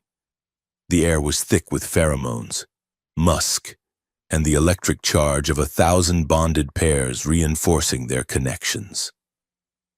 Lyra and Jace walked through the crowded market square. Lunari were dancing, wild, spinning movements that blurred into streaks of light. Howls echoed from the rooftops, joyous and primal. Lyra stopped at the edge of the square. She was trembling.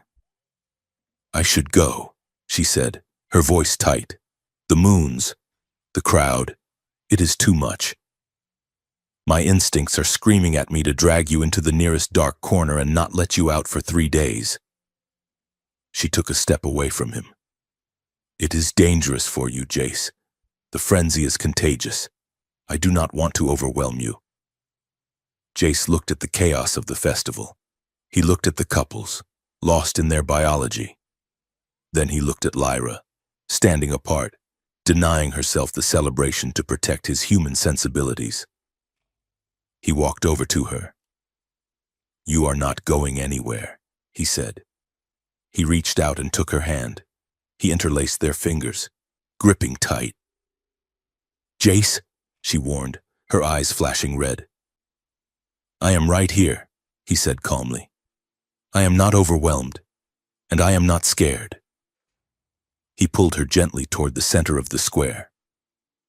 We are not going to run and hide. We are going to stand here, together. They stood in the middle of the swirling dancers.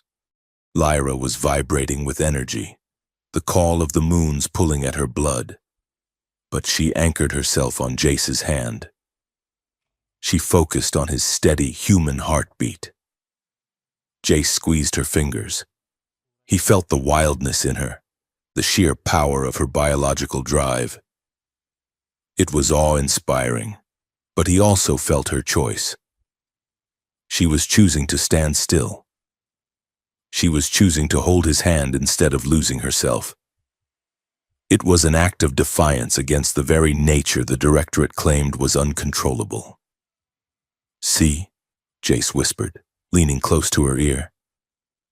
You are in control. We are in control. Lyra looked at him, her eyes clearing to a brilliant, lucid gold. She squeezed his hand back, hard enough to bruise Gutturd, but he did not flinch. You are my anchor, she whispered, and you are my sail, he replied. They stood there for a long time, an island of calm in a sea of wild joy. It was the most romantic moment of Jace's life. They did not kiss. They did not shift. They just stood, side by side, defying the stars and the biology that said they could not work. The next morning, the shuttle was waiting. The sun was rising, washing the valley in pale pink light. The moons had set, leaving the sky empty and vast. Jace threw his bag into the hold. He checked his blaster. He checked the data chip secured in his pocket. Lyra stood by the ramp, looking back at the city. She was leaving her home again. She was walking back into the fire. Ready? Jace asked, coming up beside her. She turned to him. She looked tired, but her gaze was steady. Ready, she said. She reached out and adjusted the collar of his jacket, her fingers lingering on his chest. Whatever happens up there. Jace. Thank you, for what? Jace asked. For staying, she said. For asking me to stay? Jace smiled, a crooked, tired expression. Hey, I am just the guy who found a werewolf in his backyard. I am just seeing it through.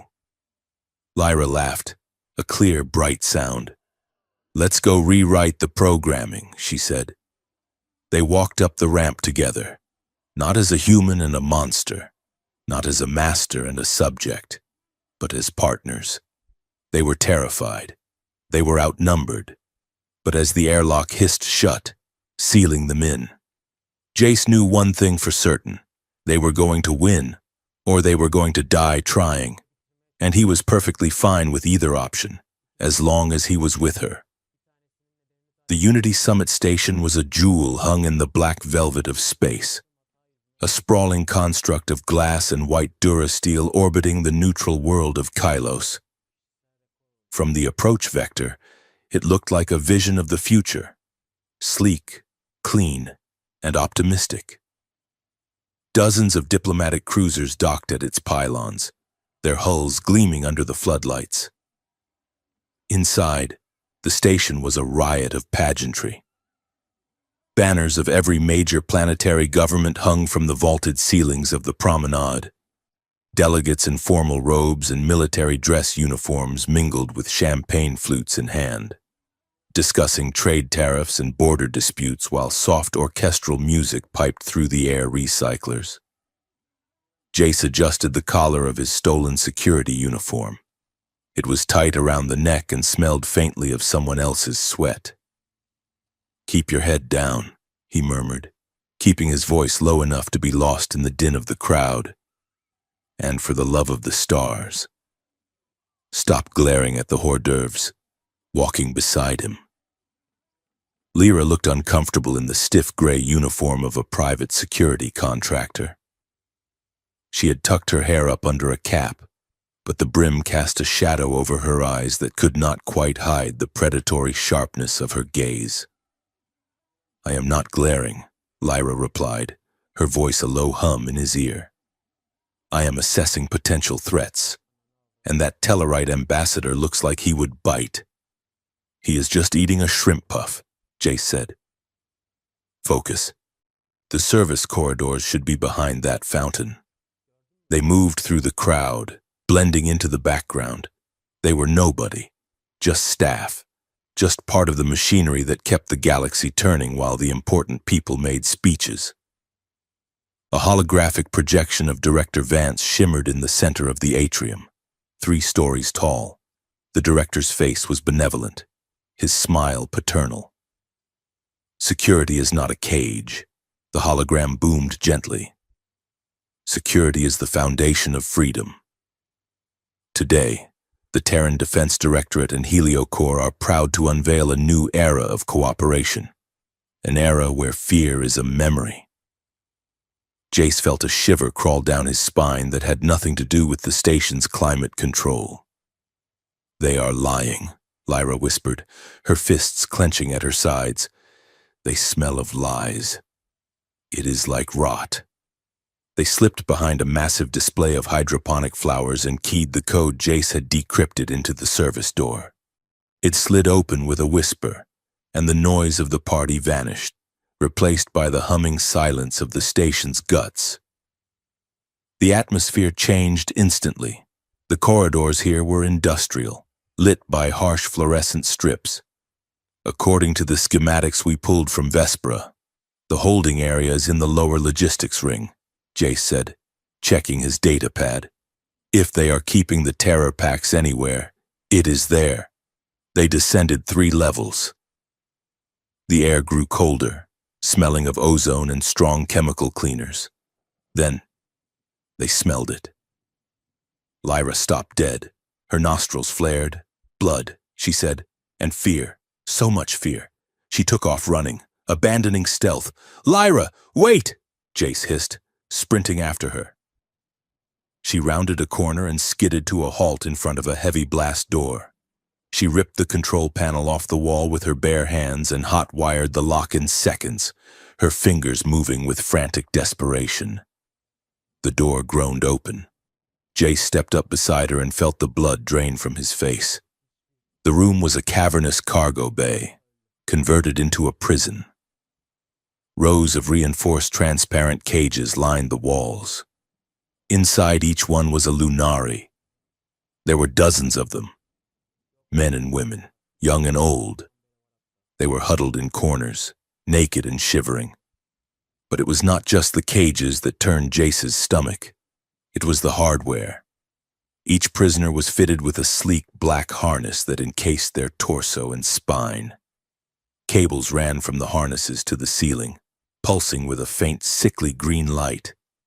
Their eyes were glazed, dull and unseeing, as if their minds had been scooped out. "No," Lyra whispered, the words strangling in her throat. She walked toward the nearest cage. Inside, a young male Lunari sat rocking back and forth. He did not look up. "They are drugged," Jace said, scanning the readings on a nearby console.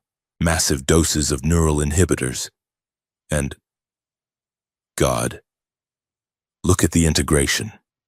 The harnesses are wired directly into their motor cortex. "They are not people to them," Lyra said, her voice shaking with a rage so profound it felt cold. "They are puppets." She placed her hand against the glass. "Wake up," she commanded softly in the Lunari tongue. "Pack brother, wake up." The male did not move. "We have to free them," Lyra said, turning to Jace. "We cannot leave them like this. We cannot open the cages without triggering the alarm," Jace said, his hands flying across the console keys. "The locks are hard-coded. But we can stop the signal. If we get to the broadcast core and upload the files, we can shut down the control network. It will release the neural locks." Lyra looked at the cages one last time. "I promise," she whispered to the silent room. "We are coming back for you." They ran for the broadcast core. The station was a maze, but Jace knew the layout. They dodged patrols, moving with a desperate synergy. When Jace stumbled, Lyra caught him. When Lyra's instincts threatened to overwhelm her at the sight of a guard, Jace squeezed her hand, grounding her. They reached the central hub, a circular room dominated by a massive pillar of light that was the station's primary uplink. "This is it," Jace said. Plugging the data chip into the port, the console lit up. "Encryption detected. Bypassing. We need 2 minutes," Jace said. "Watch the door." Lyra took up a position by the entrance, her blaster drawn. The progress bar crawled across the screen. 20%, 30%. "You know," a voice spoke from the shadows. "I expected better from you. Mr. Corwin, your father was a much more meticulous man."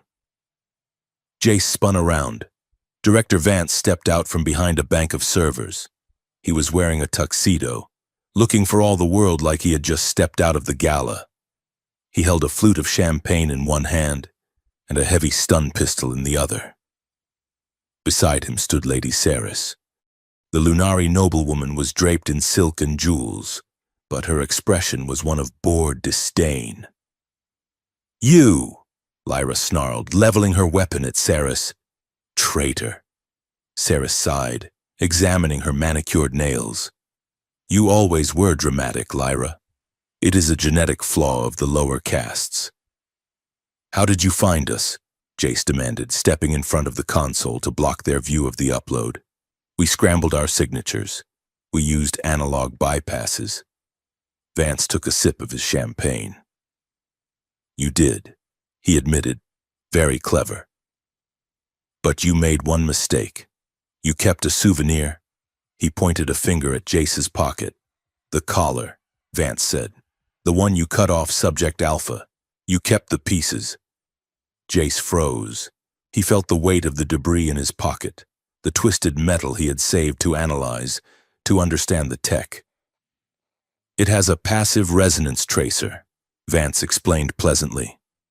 It does not emit a signal until it is within range of a command node, like the one on this station. You walked right into my net, carrying your own tracking beacon. Jace cursed, his hand going to his blaster. Do not, Vance said. The air in the room suddenly thickened. A high-pitched whine filled the space. Before Jace could pull the trigger, 4 cloaked figures shimmered into existence around them.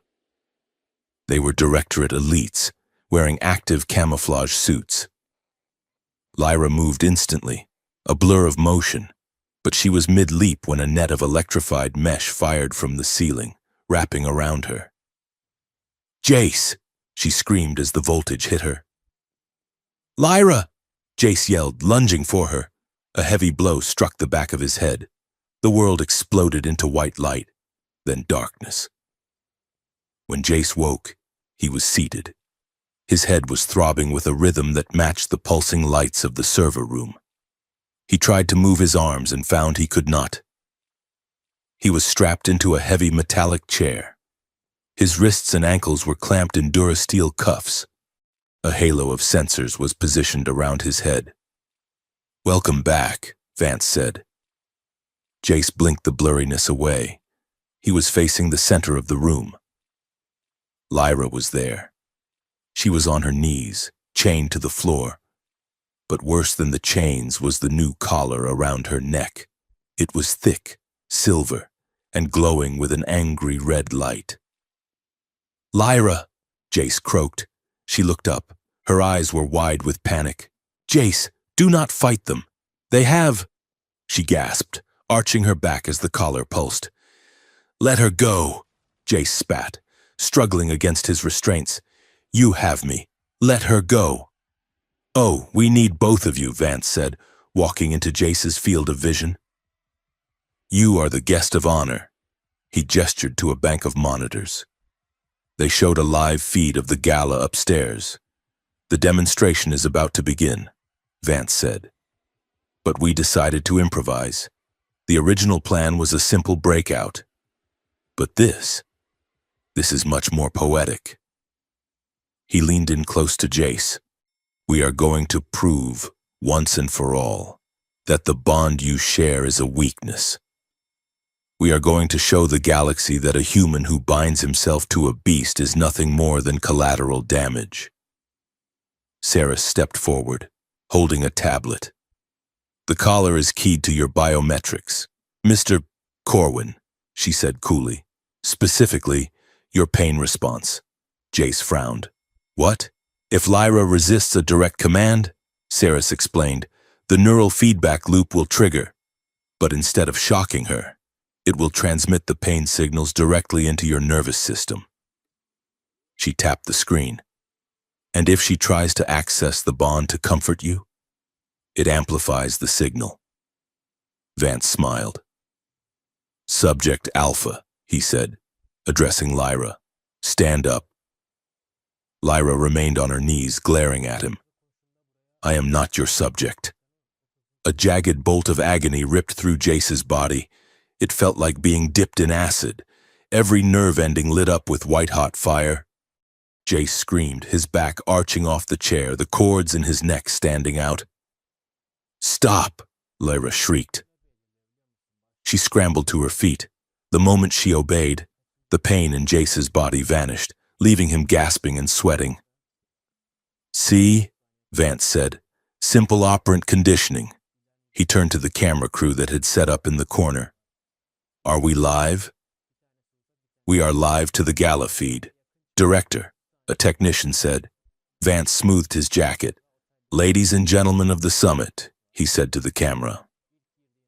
We have interrupted your evening to bring you a live demonstration of the threat we face. On the screens upstairs, the music stopped.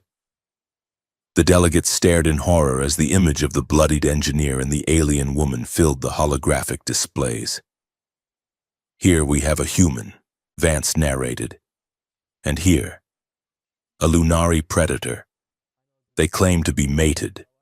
They claim to share a soul. Let us see how deep that loyalty runs. He looked at Lyra. Subject Alpha. Shift. Lyra shook her head. No, I will not. Pain slammed into Jace again. He cried out, biting his tongue until he tasted copper. Lyra, do it, Jace yelled. Just do it. Lyra let out a sob. She closed her eyes. Her bones cracked. The sound was amplified by the room's acoustics. Her jaw dislocated and elongated. Fur burst from her skin. She screamed as her body forced itself into the partial shift, the combat form. She stood there, panting, her hands now claws, her eyes burning violet. She looked terrifying. She looked magnificent. Excellent, Vance said. Now, kill him. The command hung in the air. Lyra froze. Her wolf eyes flicked to Jace. Kill the human, Vance ordered, or I will turn the pain dial to maximum and leave it there until his heart stops. Lyra whined. It was a high, pitiful sound coming from such a monstrous form. She took a step toward Jace. Do not make me, she rasped, her voice distorted. Please do it, Vance shouted. Lyra stepped closer. She raised a clawed hand. She was trembling so violently her muscles spasmed. Jace looked up at her. He was sweating, bleeding, and terrified. But he saw the torture in her eyes. She was fighting her own body, fighting the programming that was hijacking her muscles. Lyra, Jace said. His voice was a whisper, but in the silence of the room it was a shout. She stopped, her claws inches from his throat. Look at me, Jace said. Not at him. Look at me. She met his gaze. I am not scared, Jace lied, his voice trembling. Do you remember the river? You told me you were a monster, and I told you that you were a protector. Lyra's hand shook. The collar pulsed red, demanding obedience. Pain spiked in Jace's chest, a warning shot from the feedback loop. He gasped, but kept his eyes locked on hers. You are not a slave, Lyra. You are not a weapon. You are mine, and I am yours. Vance slammed his hand on the console. Kill him, now! The pain hit Jace like a freight train. He screamed, his vision going white. He felt his heart stuttering, the electrical impulses overwhelming his natural rhythm. Lyra roared. She did not strike Jace. She spun around, her claws flashing. But she did not attack Vance either. She plunged her claws into her own chest. The room gasped. Saris dropped her tablet. Lyra dug her talons deep into her own flesh, right over her heart. She was not trying to kill herself. She was looking for the pain. She was using the agony to override the signal. She howled, a sound of pure defiance that shattered the glass of the monitor screens. Through the bond, Jace felt it. He did not feel the pain of the collar anymore. He felt her love. It was a tidal wave, hot and fierce and unbreakable. She was using their connection as a ground wire, dumping the feedback loop into the infinite depth of their shared soul. With a final guttural scream, Lyra gripped the silver collar with both hands. Her muscles bulged, metal groaned, sparks showered down her chest. Impossible, Vance whispered. That alloy is... With a snap that sounded like a gunshot, Lyra tore the collar in half. She threw the broken pieces at Vance's feet. She stood there, bleeding from her chest, fully shifted and completely free.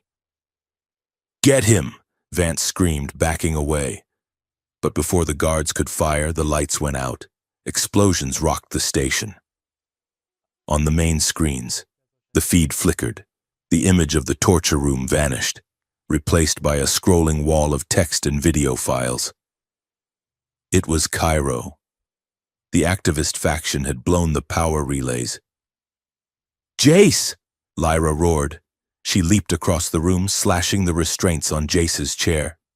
He fell forward and she caught him, holding him up with one arm. Can you walk? She demanded, her voice returning to a human cadence even though she was still a wolf. I can run, Jace wheezed. They stumbled to the console.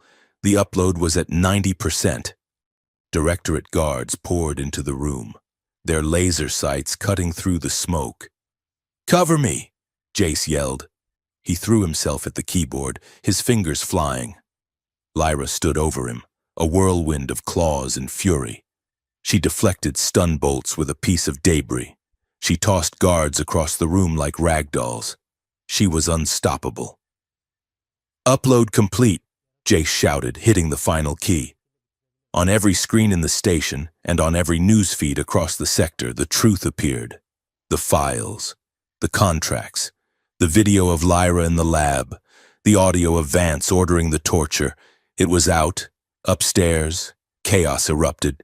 The delegates were screaming. Security forces were turning on each other. In the server room. Vance looked at his datapad, seeing his life's work crumble in real time. His face twisted into a mask of pure hate. "If I cannot control you," he hissed, drawing a high-powered plasma caster, "I will erase you." He aimed the weapon not at Lyra, but at the support pillars of the room. He fired. The ceiling began to collapse. "Run!" Jace grabbed Lyra's arm. They bolted through the back exit, Vance and Saris hot on their heels. They emerged into the observation dome, a massive glass-walled sphere at the very top of the station. The stars swirled around them. There was nowhere left to go. Vance stood by the door, blocking their exit. Saris stood beside him, holding a jagged shard of glass. "End of the line," Vance said. Jace looked around. The dome was sleek, beautiful, and fragile. He looked at the gravity stabilizers embedded in the floor. He looked at Lyra, who was bleeding and exhausted. "Do you trust me?" Jace asked her. Lyra looked at him. "Always." Jace reached into his belt and pulled out his engineering multi-tool. "Hold your breath," he said. He threw the tool. It did not hit Vance. It hit the gravity generator's exposed coupling. The generator sparked and exploded. Gravity vanished. The world turned upside down. Jace, Lyra, Vance, and Saris floated into the air. Vance flailed, panicked by the sudden weightlessness. He tried to aim his weapon, but the recoil sent him spinning backward. Lyra did not flail. She kicked off the wall, using the zero gravity to her advantage. She moved like a torpedo, a silver streak in the starlight.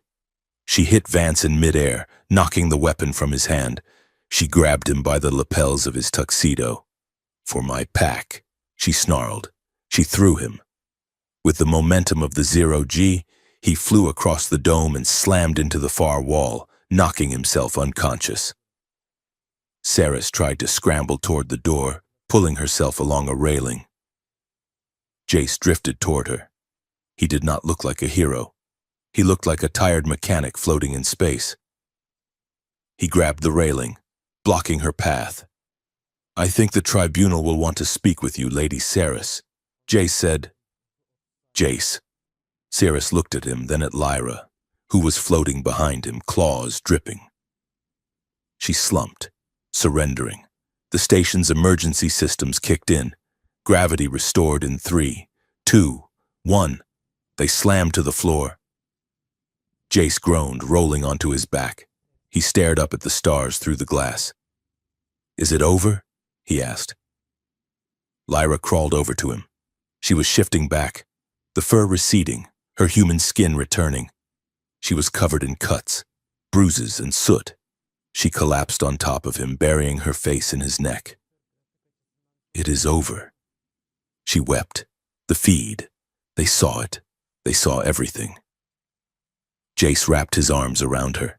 He held her tight, feeling the steady, strong beat of her heart against his own. "We did it," he whispered into her hair. "We actually did it." A silence settled over the dome. The chaos of the station seemed miles away. Here, under the starlight, there was only the sound of their breathing. Lyra lifted her head.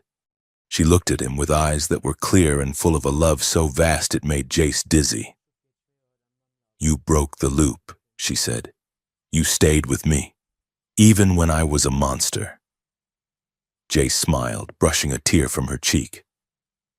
I told you, he said softly. I am not scared of the monster. I am in love with the woman. Lyra laughed, a wet, shaky sound. She leaned down and kissed him. It was not a tentative kiss. It was desperate, claiming and full of promise. It tasted of blood and victory. As they lay there, entangled in the ruins of the conspiracy that had tried to destroy them, Jace looked past her shoulder at the stars. They looked different now. They didn't look cold. They looked like open doors. So, Jace murmured against her lips, what do werewolves do for a second date? Lyra rested her forehead against his, a wicked smile curving her lips. Run, she whispered. We run. And for the first time in his life, Jace was ready to run towards something instead of away. The broadcast had ended hours ago, but the galaxy was still screaming. On the news feed scrolling across the medical bay's holographic monitors, the chaos was rendered in high definition in the core worlds. Riots had broken out in the plazas of capital cities, in the outer rim. Directorate garrisons were being pelted with rocks and Molotov cocktails. The image of Lyra, bloody, shifting, and breaking her own collar to spare her mate, played on an infinite loop. It was the clip that had broken the back of the heliocore narrative. They could not call her a monster. Not when she had looked at the camera with eyes full of such terrifying human love. In the sterile silence of the recovery ward on the Unity Summit station, the noise of the galaxy felt very far away. Jace lay on a biobed, his chest wrapped in regenerative bandages. He stared at the ceiling, listening to the rhythmic beep of the vitals monitor. It was a steady, comforting sound, but it was not nearly as comforting as the sound coming from the bed next to his. Lyra was sleeping. Her breathing was deep and slow, a soft rasp that vibrated in Jace's own lungs. The bond between them had changed. Before, it had been a frantic, screaming thing, a live wire thrashing in a storm. Now, it was a hum. It was a deep, resonant gravity that anchored him to the mattress. He could feel her dreams drifting at the edge of his consciousness. Flashes of running through tall grass and the taste of cold water. He turned his head. Lyra was curled on her side, her silver hair fanned out over the pillow. Her skin was clean of blood, though faint. Pink scars still traced the lines where she had clawed herself. She opened one eye, the golden iris fixing on him instantly. You are staring, she murmured, her voice rough with sleep. I am just checking to make sure you are real, Jace rasped, and that I am not currently hallucinating in a torture chair. Lyra shifted, wincing slightly as she stretched. She reached across the gap between the beds and took his hand. Her skin was warm, but the electric shock that usually accompanied her touch had mellowed into a pleasant, steady warmth. If this were a hallucination, she said, squeezing his fingers, the food would be better. That nutrient paste they gave us tasted like wet cardboard. Jace chuckled, but it turned into a cough that made his ribs ache. You know, he said, recovering his breath, I have had some bad first dates in my life. There was a girl on Titan who tried to steal my kidney. But getting strapped into a neural feedback loop by a megalomaniac really takes the prize. Lyra smiled, a slow, lazy expression that made Jace's heart stutter.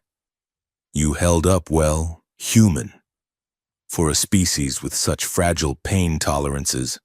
I cried, Jace pointed out. I definitely cried. You stayed, Lyra corrected. You stayed in the room. That is all that matters. The door to the private ward hissed open, breaking the moment.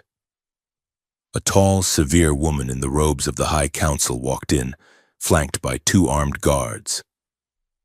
She looked at Jace and Lyra with an expression that was a complicated mix of awe, fear, and political calculation.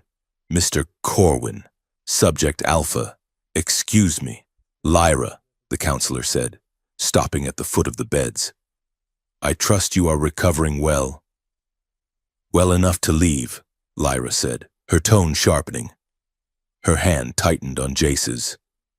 The counselor sighed. That is what I am here to discuss. The tribunal has convened. Director Vance is in custody. Lady Saris has implicated half the Lunari nobility in an attempt to cut a deal. Heliocore's stock has plummeted to 0. She paused, looking between them. But the galaxy is fragile. The Directorate has been discredited, but people are afraid. They saw a werewolf tear a collar of military-grade alloy in half. They are asking questions about safety, about control. So you want to put us back in cages? Jace asked, his voice cold. No, the counselor said quickly. We want to offer you a position. She looked at Lyra. We need a face for the new treaty, someone who represents the reformed relationship between our species. We want you to serve as the official liaison for Lunari affairs. You would live in the core.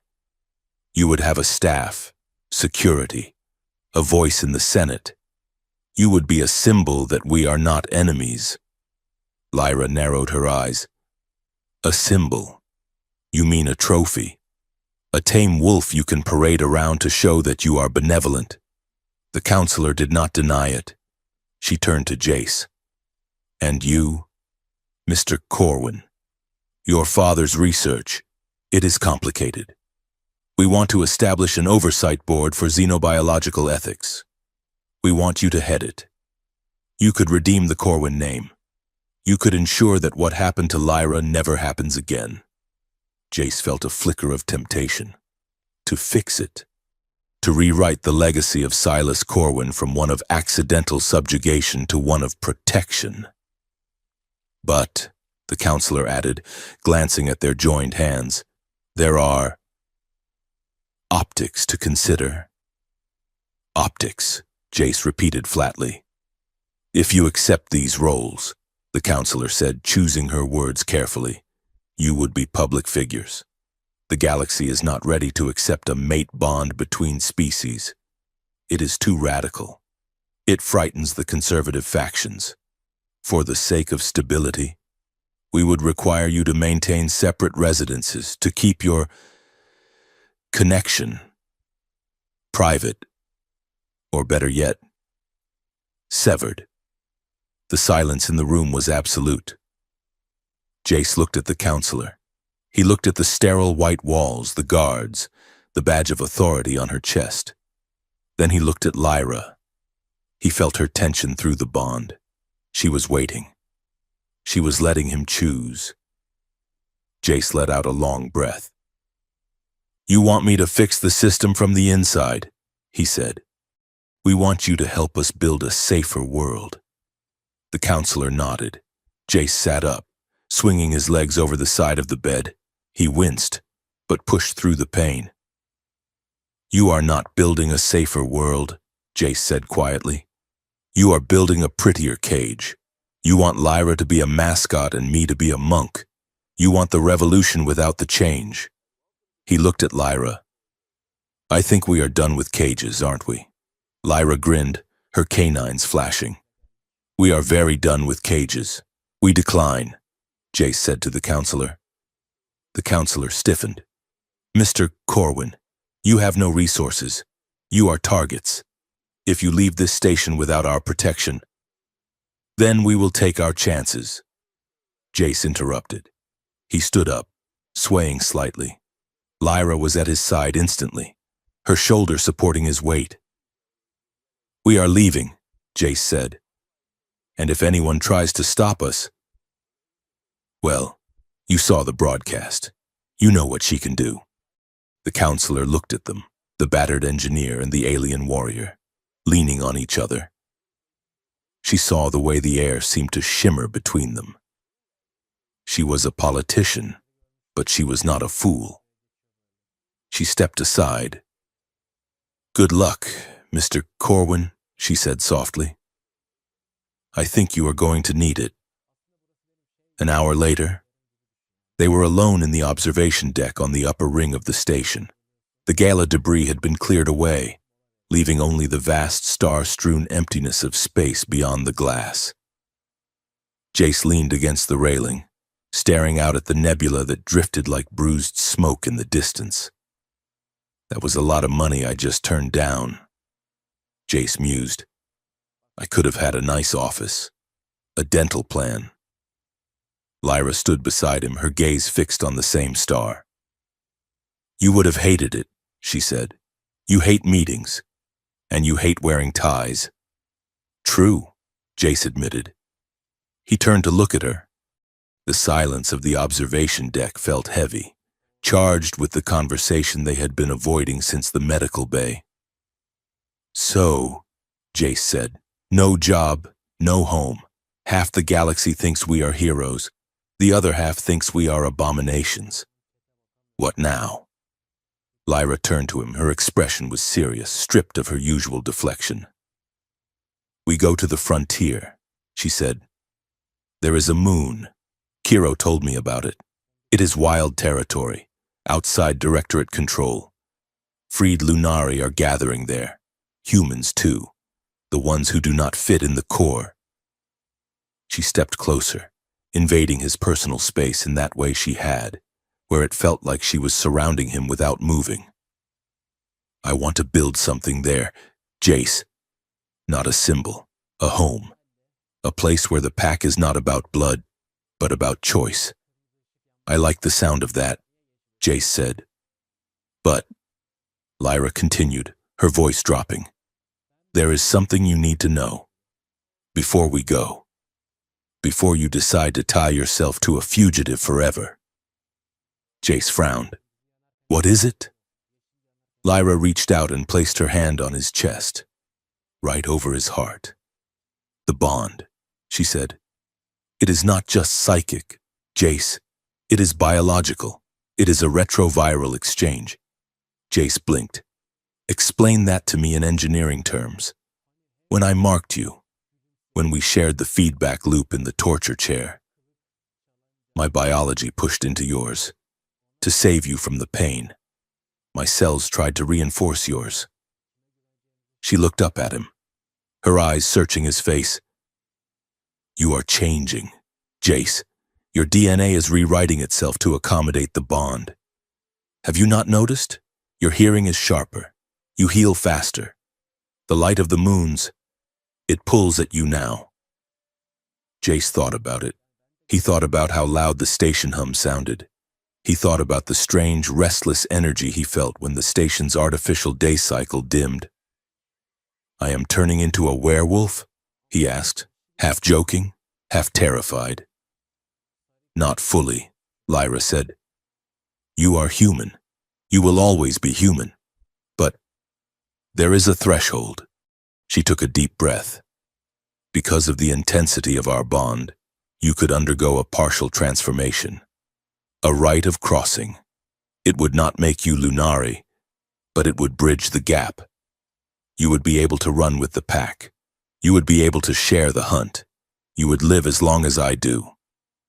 She pulled her hand back, looking down. But once you cross that line, there is no going back to the core. You would be genetically distinct. You would be other. Jace stared at her. He looked at his own hands. They looked the same. But under the skin, he could feel the hum of the new energy she was describing. He thought about the offer from the counselor, the safety of the old life, the ability to walk into a room and be just a normal man. Then he looked at Lyra. He saw the loneliness she carried, the fear that she was dragging him into a world where he would always be a tourist, always fragile. He realized he wasn't afraid of losing his humanity. He had seen humanity in Vance and Saris, and he wanted no part of it. He had found more humanity in a scrapyard with a bleeding wolf girl than he had found in 30 years of civilization. I do not want to be a tourist. Lyra, Jace said softly. He reached out and took her hand, placing it back on his chest. I want to run with you. I want to understand what you hear when you listen to the wind. I do not want to be the guy waiting in the ship while you go out and live." Lyra's eyes widened. "Jace, the ritual. It is intense. It is not just science. It is old magic. It hurts." "I have a high pain tolerance," Jace said with a crooked smile. "I survived a bad date with a neural chair, remember?" Lyra let out a shaky laugh. She stepped in, wrapping her arms around his waist. "Are you sure?" she whispered against his neck. Jace buried his face in her hair, inhaling the scent of her, wild pine, ozone, and home. "I have never been more sure of anything. Rewrite me, Lyra. Make me yours." The ritual did not happen in a temple. It happened there, in the observation deck, suspended between the stars and the artificial gravity of the station. There were no candles, no chanting, just the two of them. Lyra guided him to the floor. She sat cross-legged, pulling him down to sit opposite her. Their knees touched. She took his hands, her palms glowing with a soft, violet light that began to spread up his arms. "Close your eyes," she commanded softly. Jace obeyed. "Open your mind to the bond. Do not fight the pressure. Let it in." Jace relaxed his mental barriers. He felt the hum in his head swell into a roar. It was like standing under a waterfall. He felt Lyra's presence flood into him, not just her thoughts, but her sensations. He felt the texture of the floor through her skin, the smell of his own fear through her nose. Then came the heat. It started in his chest, a golden fire that spread outward along his nerves. It was burning, but it was not the jagged pain of the torture chair. It was the heat of a star being born. He gasped, his back arching. "Stay with me." Lyra's voice echoed in his mind, not spoken aloud. "I am here. I am the anchor." He felt his biology shifting. It was a strange, fluid sensation, as if his bones were becoming denser, his muscles re-knitting into something tighter, faster. He felt the dormant parts of his brain, the primitive, instinctual centers, lighting up like a city grid coming online. He saw images that were not his own, a forest under twin moons, the thrill of the chase, the deep, abiding safety of the pack. He opened his mouth to scream, but what came out was a sound that harmonized with Lyra's own voice, a low, resonant note that vibrated the glass of the observation dome. Light threaded between them, a visible double helix of violet and gold, weaving them together. Then silence. The heat receded, leaving a tingling electric buzz in his veins. Jace opened his eyes. The world looked different. The colors were sharper, more saturated. He could see the dust motes dancing in the air recyclers. He could hear the heartbeat of a technician 3 decks down. He looked at Lyra. She was glowing. And for the first time, he saw the glow not just as light, but as emotion. He saw the pride, the love, and the relief radiating from her like a corona. He looked at his own hands. His fingernails were slightly thicker, harder. His eyes, reflected in the glass behind Lyra, held a faint golden rim around the pupils. "Welcome to the pack, Jace," Lyra whispered. Jace took a deep breath. The air tasted rich, full of information. He laughed. It was a deeper, rougher sound than before. "I feel awake," he said. He leaned forward, resting his forehead against hers. "Let's get out of here. Lyra, I think I need to run." 6 months later, the moon of Oakhaven was a world of contrasts. It was a frontier settlement, a place where salvage tech structures were built into the roots of massive ancient trees. The air was thick with the scent of damp earth and cooking fires. Jace wiped grease from his forehead with the back of his hand. He was standing on top of a water turbine, adjusting the magnetic seals. Below him, the settlement was alive. Human engineers were working alongside Lunari laborers to raise a new communications tower.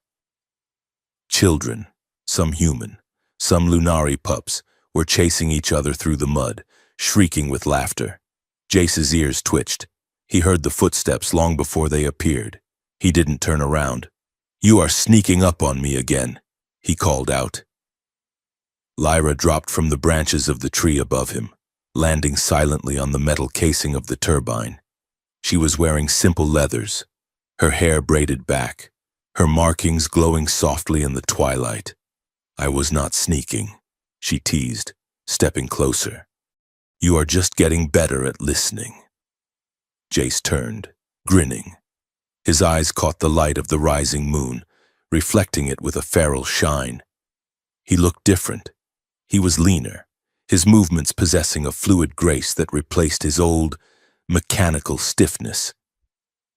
The gray in his hair was gone, replaced by a vibrant dark sheen. "How did the training go?" he asked, hopping down from the casing to stand beside her. "Good," Lyra said. "The young ones are learning. They are learning that strength does not mean violence. They are learning to master the shift, not let it master them." She reached out, brushing a smudge of dirt from his cheek. "And how is the stabilizer?" "Ugly," Jace said, looking at the machine. "But it will hold vacuum, or in this case, water pressure." Lyra laughed. She grabbed the front of his shirt and pulled him in. "You work too hard, engineer. The moon is rising. The pack is gathering for the meal." "I am not an engineer tonight," Jace murmured, wrapping his arms around her waist. "Tonight. I am just a guy who wants to wrestle his mate." "Oh?" Lyra raised an eyebrow, a challenge lighting up her eyes. "You think you can take me?" "I have been practicing," Jace warned. He moved fast, faster than any human should. He hooked her leg and spun her. But Lyra was Lyra. She twisted in midair, turning his momentum against him. They went down into the soft, thick grass beside the river, a tangle of limbs and laughter. Lyra pinned him, straddling his chest, her hands pinning his wrists to the ground. She was breathing hard, her face flushed, her eyes burning with playful dominance. "You are faster," she admitted, leaning down until her nose brushed his. "But not fast enough." Jace looked up at her. He felt the bond humming between them, a constant, warm presence that made him feel like he was never truly alone. "I let you win," he lied, grinning. "Liar," Lyra whispered. She kissed him, slow and deep, the taste of her wildness mixing with his own newfound fire. They lay there for a while as the settlement quieted down, the sounds of the day replaced by the nocturnal chorus of the forest. The larger of the moon's satellites began to crest the horizon, painting the world in silver. Lyra rolled off him and nestled into his side, her head on his shoulder. Jace wrapped his arm around her, his fingers tracing the patterns on her arm. "You know," Lyra said quietly, looking at the stars. "For someone who just found an injured alien werewolf girl in his garbage, you have made a lot of life changes." Jace chuckled. The memory felt like a lifetime ago, the rain, the fear, the ridiculousness of it all. He thought about the apartment on Station 7, the loneliness, the cynical acceptance that life was just about fixing broken things until you broke yourself. Then he looked at the world around him, the homes they had built, the people they had saved, the woman who lay beside him, who had ripped her own heart open to save him. "I did not just find a werewolf." "Lyra," Jace said softly. "I found a life." He kissed her forehead, inhaling the scent of the bond. "If I had to do it all again, the running, the torture, the politics, the fear, I would still pick you every single time." Lyra let out a contented sound, half purr, half sigh, her tail, hidden beneath her leathers, flicked happily against his leg. "Good," she whispered, Because you are stuck with me now. Biology says so. Jace smiled at the moon. I am counting on it. From the ridge above the settlement, a howl rose up, long, mournful, and beautiful. It was joined by another, and then another. And then, woven into the song of the wolves, came the sound of human laughter and singing. Jace closed his eyes, listening to the music of a new world. He took a deep breath, and for the first time in his life, he threw his head back and let out a sound that was not quite a howl, but definitely not human. A sound of pure, unadulterated joy joining the chorus of his pack. Under the silver light of the alien moon, their silhouettes merged into one, watching the future rise,